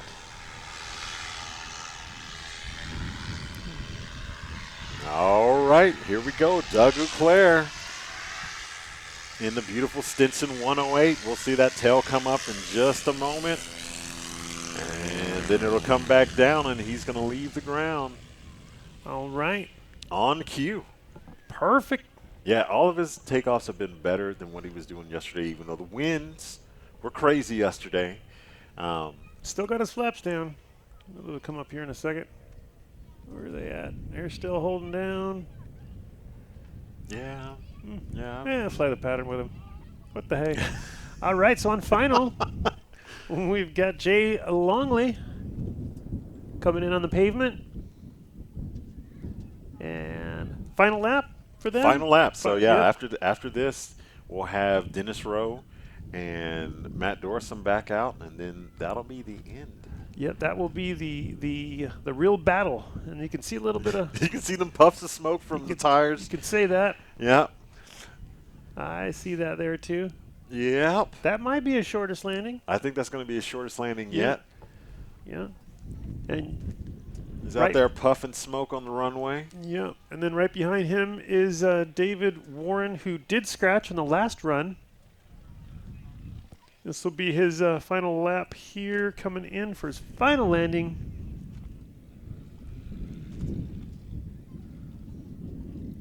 And this is in, of course, one of the original Super Cubs with the smaller flaps you see today. The more the experimental Cubs now have the much bigger flaps. As we tend not to use those ailerons on final anyway, moving more towards the rudders. And here he comes, short final.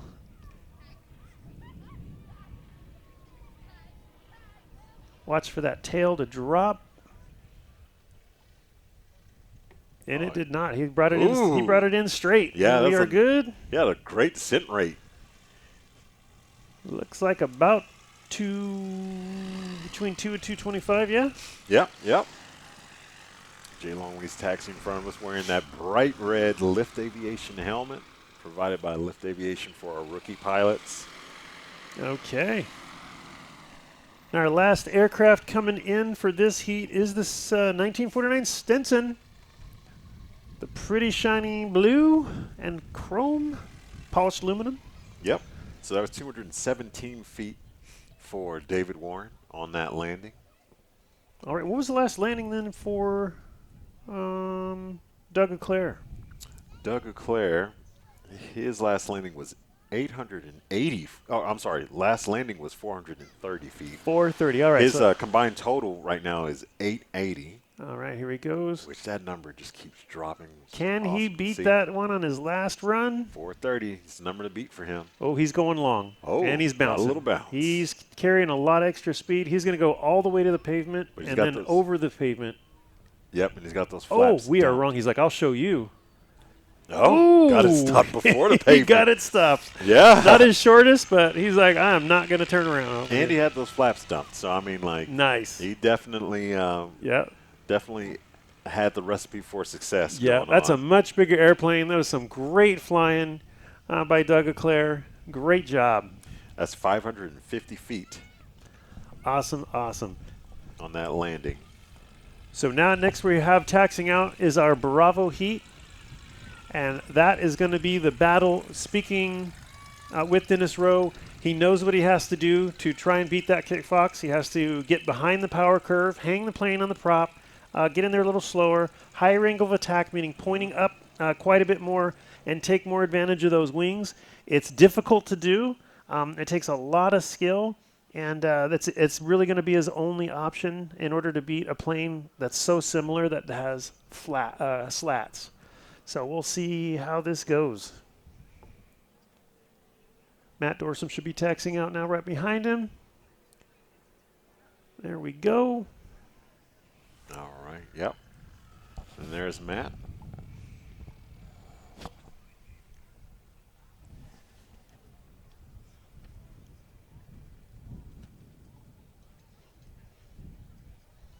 All right, as he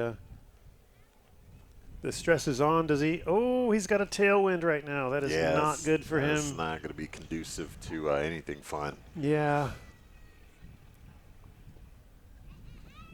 But we do have our local-ish, right, from Vandergrift, Pennsylvania. Yep.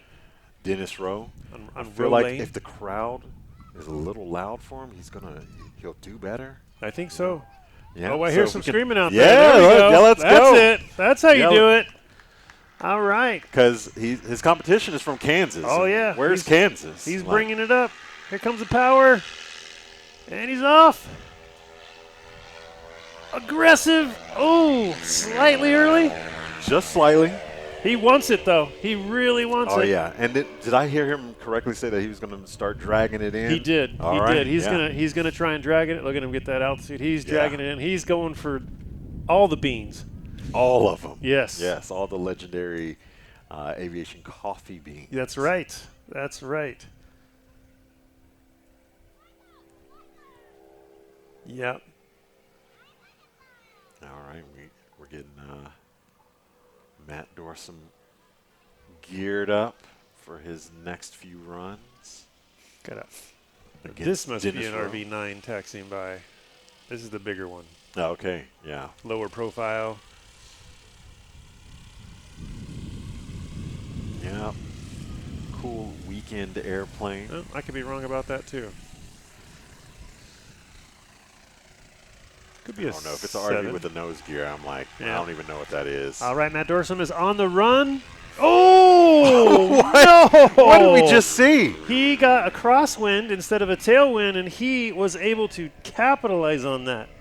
He waited at the right moment. He was already on the side of the runway, got his nose into the wind, and took full advantage of that. He is showing the world what that piggyback STOL kit can do. Oh, my goodness. I don't think I've ever seen a Kit Fox get off that quick. That is definitely going to be some of the shortest I've seen a Kit Fox. Let's see. Wow. And so that was 109 feet. 109, and with terrible winds. It was crosswinds. I mean, his shortest takeoff today has been 93 feet, but that was still just impressive. He got off at 93 earlier? Mm-hmm. Oh. And this one was 109. Okay, they were close. God, he did that good, though. Yeah. I wasn't expecting. The winds was not conducive to that kind of a takeoff. So, all right, here comes Dennis Rowe. Low and to your left. And he is going to pull up, get it pretty steep right at the end. You're going to see the tail come down. Yeah. He knows he has to do that. There Chopping it is. the throttle. Okay, it's all about the braking now. Can he outbrake? Ooh, not bad, under 200. Yep.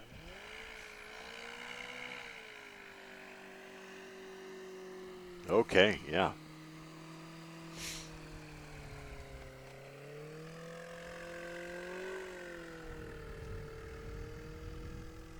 And Matt Dorsum there on final.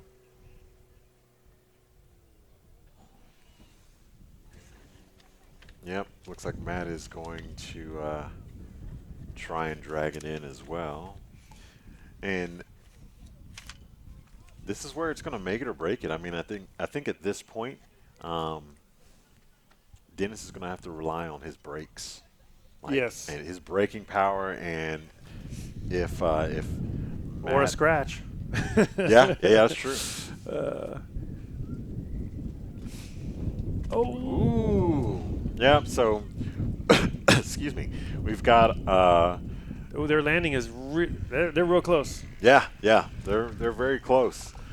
We just had a gust just hit us, so I mean, like during that landing, it was you could see Matt putting in that work because the conditions just suddenly changed. Oh, yes, it is getting windy right now. Yeah, it is. It's coming. This could make all the difference right now if he could capitalize on it. Can he get it up in time and take off? Will they give him the clearance? And it looks like at the end of this, it's a direct crosswind, but it looks like a headwind for him right now. If he can use it, let's go, Dennis. Here he goes, spooling up. Yeah. Take advantage of it. Can he take advantage?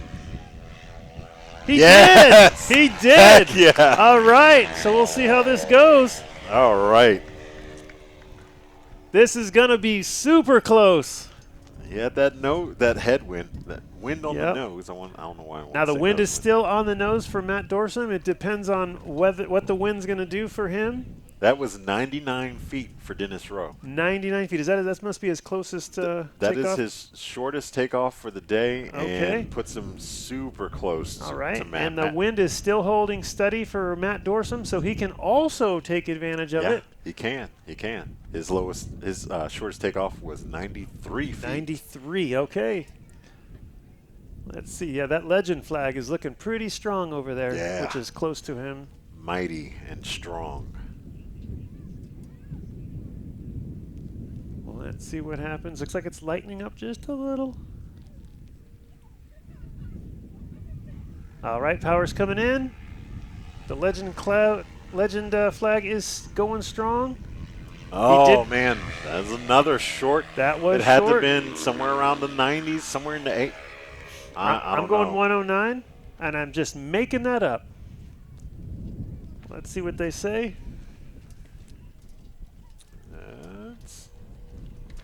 Let's see.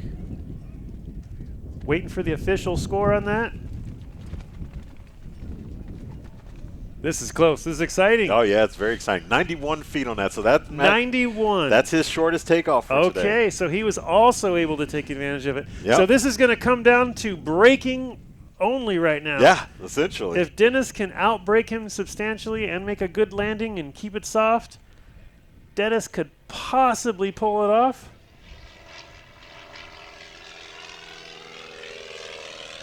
This right here, at this point, is all about piloting. They both have the Yamaha engines. However, that engine with that extra power does not help them on landing. It's up to their piloting skill now.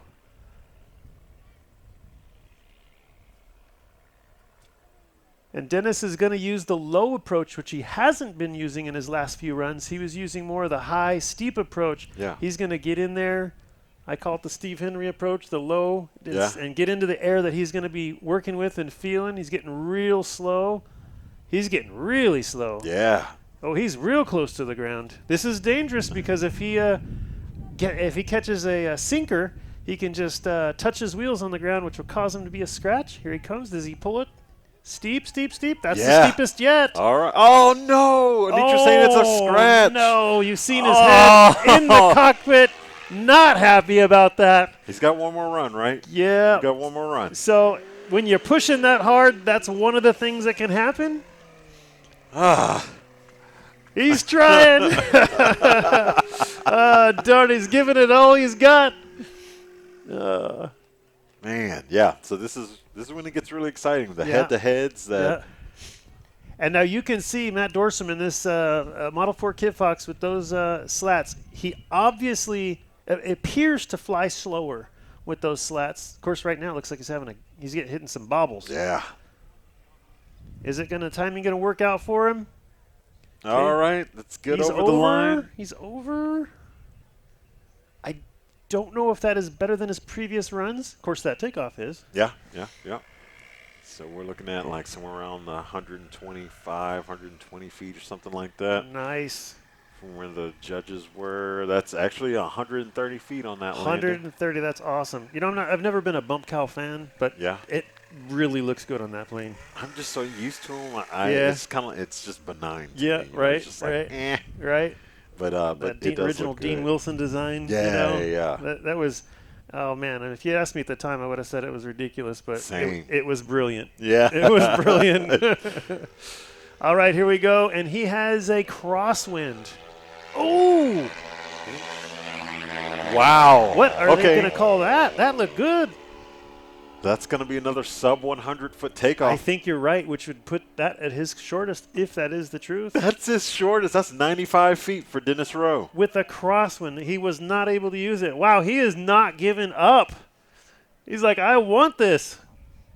And Matt is not going to hand it to him. This is fantastic. This is what the competition of STOL is all about. Two equally matched pilots and nearly equally matched planes, and they are just going for it. I'd love to ruin the scores for the crowd right now, but I'm not going to. Okay. All right. There's some awesome things that are happening right now. All right. This is cool. Okay, let's see. When the power comes up, he has been given the okay here in just a second. There it is. He's given the okay. He's spooled up. On the go. All right. Tail coming up. He got off early. It is also a crosswind. Yep. Well, actually a little headwind according to the other flags. But it looks like it's a little bit further than 100 feet on that takeoff. And so these combinations, you can have a short takeoff, but if you don't have the matching run to go with it, it doesn't count. So you need to have every time you have a short takeoff, you have to have a short landing because those are coupled together. Yes. Yeah, you can't pick and choose. It's not the best of your 3 runs or your 6 runs and the best takeoff and best landing. It's the combination of the two. Yep, so that was 113 feet. All right. The pressure is on for Dennis Rowe right now. And then, sorry. Oh, he's got to pull this off. Last run. Yep. This is all the beans right now. All the beans. He knows he's a little bit behind at the moment. He did have a good takeoff. If he can pull off a good landing without scratching and get on those brakes. So after we recover Matt Dorsum, make sure you stick around, especially if you're in the crowd. We're going to do our podium dance, essentially. So all the pilots will meet out on the taxiway. All right, he's got that tail low. Can he do the it without awards. scratch? Can he do it? He went a little long. Can he get on the brakes? Oh, it's a little long. Have to go to the cards on this one. Yeah, we'll see. They're saying it's a little bit over. I guess I'm looking at 152 feet or so. Okay. Stuff's happening out there, but Here's Matt Dorsum saying, I'm not giving up that easy. I do not know who's in the lead right now, since we didn't get those last numbers. It is so close. yeah, well, I guess the last numbers kind of don't mean anything. Yeah. I think I'm being told that Dennis's last run was a scratch.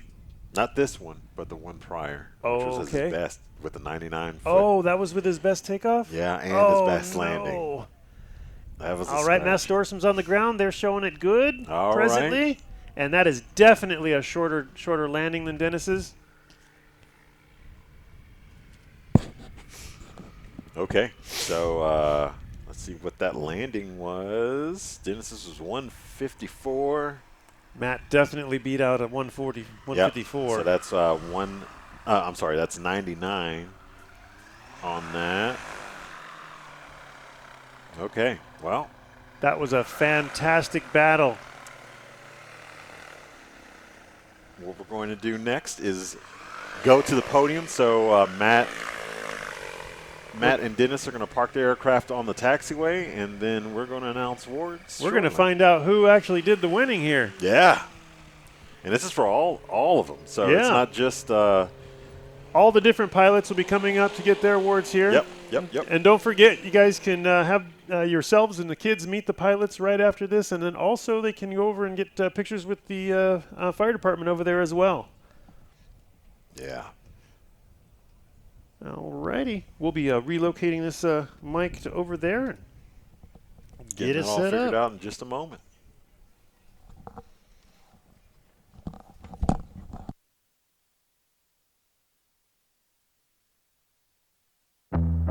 What's up, Av Geeks and Stol Freaks? Welcome to Lone Star Stol here in beautiful Sulphur Springs, Texas. It's Luke Spore, everybody, 2019 American Legend Aircraft MOAC.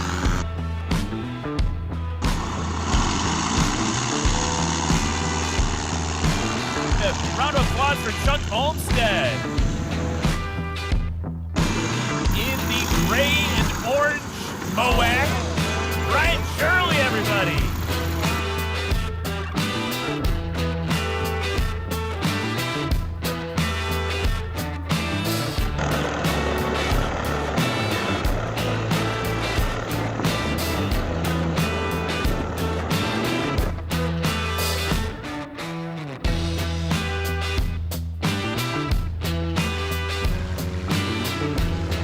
Give a round of applause for Brian Steck.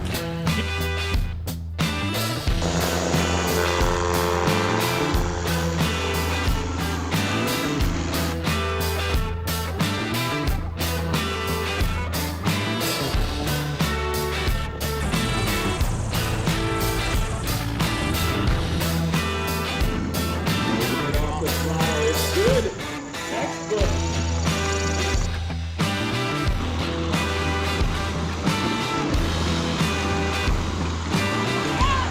You might be sub 60 feet on that one. It's an unlimited class. It's what you've been waiting for.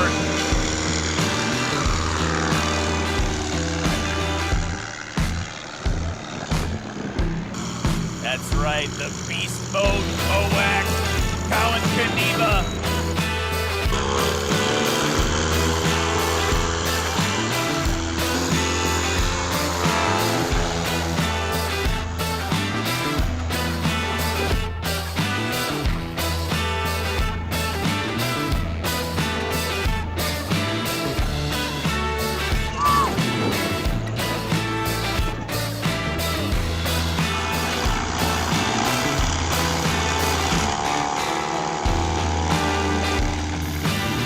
Oh my goodness gracious.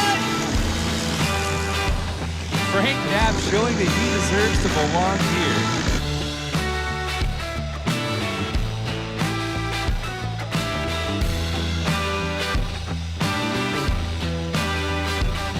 Whoa, that was legendary.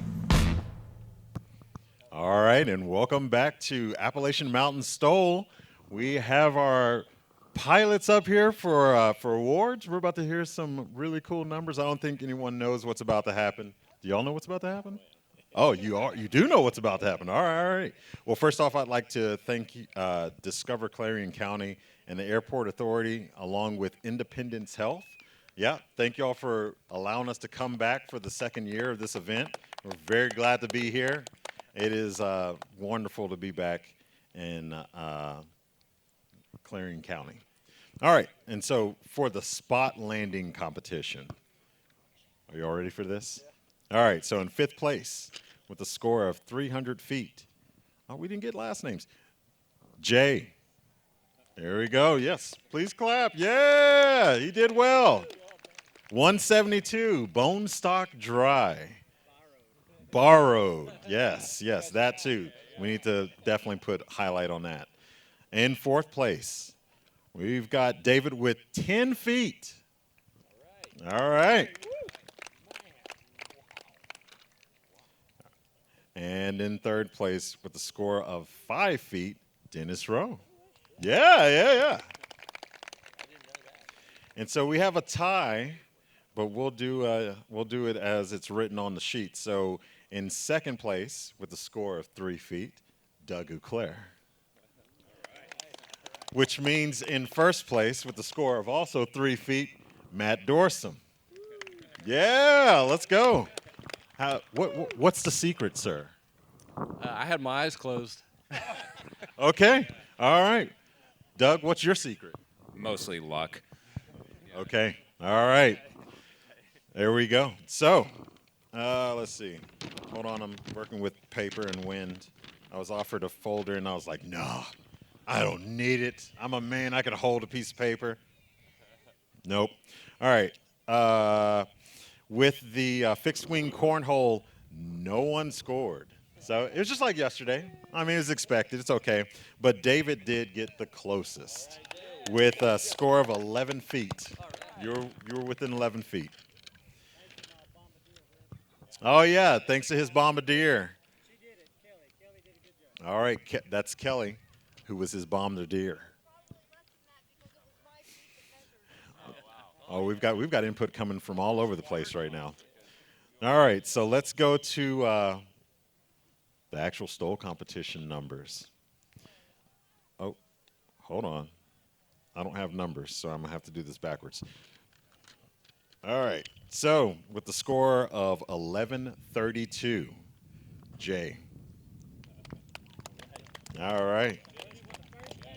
Yeah. And remember, this is a bone stock. Yeah. High score is good. High score is good, yes. Bone stock dry, 172. So that is borrowed. So, yeah. And on pavement. So, I mean, all the things. All right. And then next up in 1, 2, 3, 4, fourth place, because I can count, Doug Auclair with a score of 880. All right. Combined total. Heck yeah, in the Stinson. I mean, that's not a small or light airplane. In third place with a score of 388, David. There we go.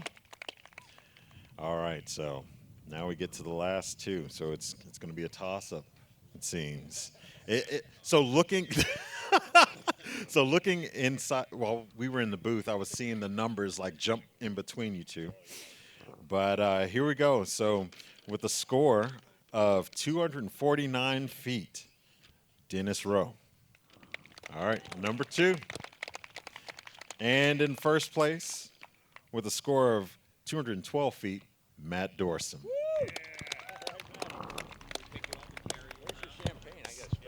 Oh yeah, so we don't have any champagne. We got the water guns, but I don't think they're full of water right now. So, but Dennis, what's it like to be back here with your lovely family out here supporting you? Like I said last year, best feeling ever, man. What a great turnout. I thank everybody, not just my family, for coming out to this event, and we pray we'll keep it going and grow it bigger and keep it coming back to Clarion, because it's sure fun having one in your backyard.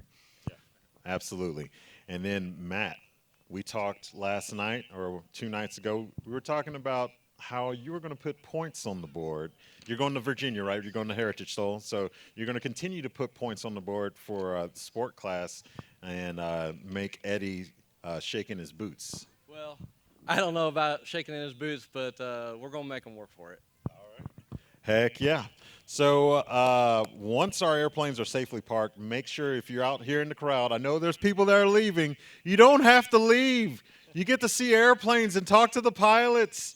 But we're going to park the airplanes, and you can go get autographs and ask questions as you like. And don't forget that you can follow us on nationalstol.com. And next week, we'll be in Virginia Beach at the Military Aviation Museum, which is super awesome. There's going to be a lot of warbirds that are there on display, and there's going to be some warbirds flying. But make sure you catch us out on Heritage STOL next weekend. And, yeah, that's it. So, everyone, have a great time, and we'll see you next weekend.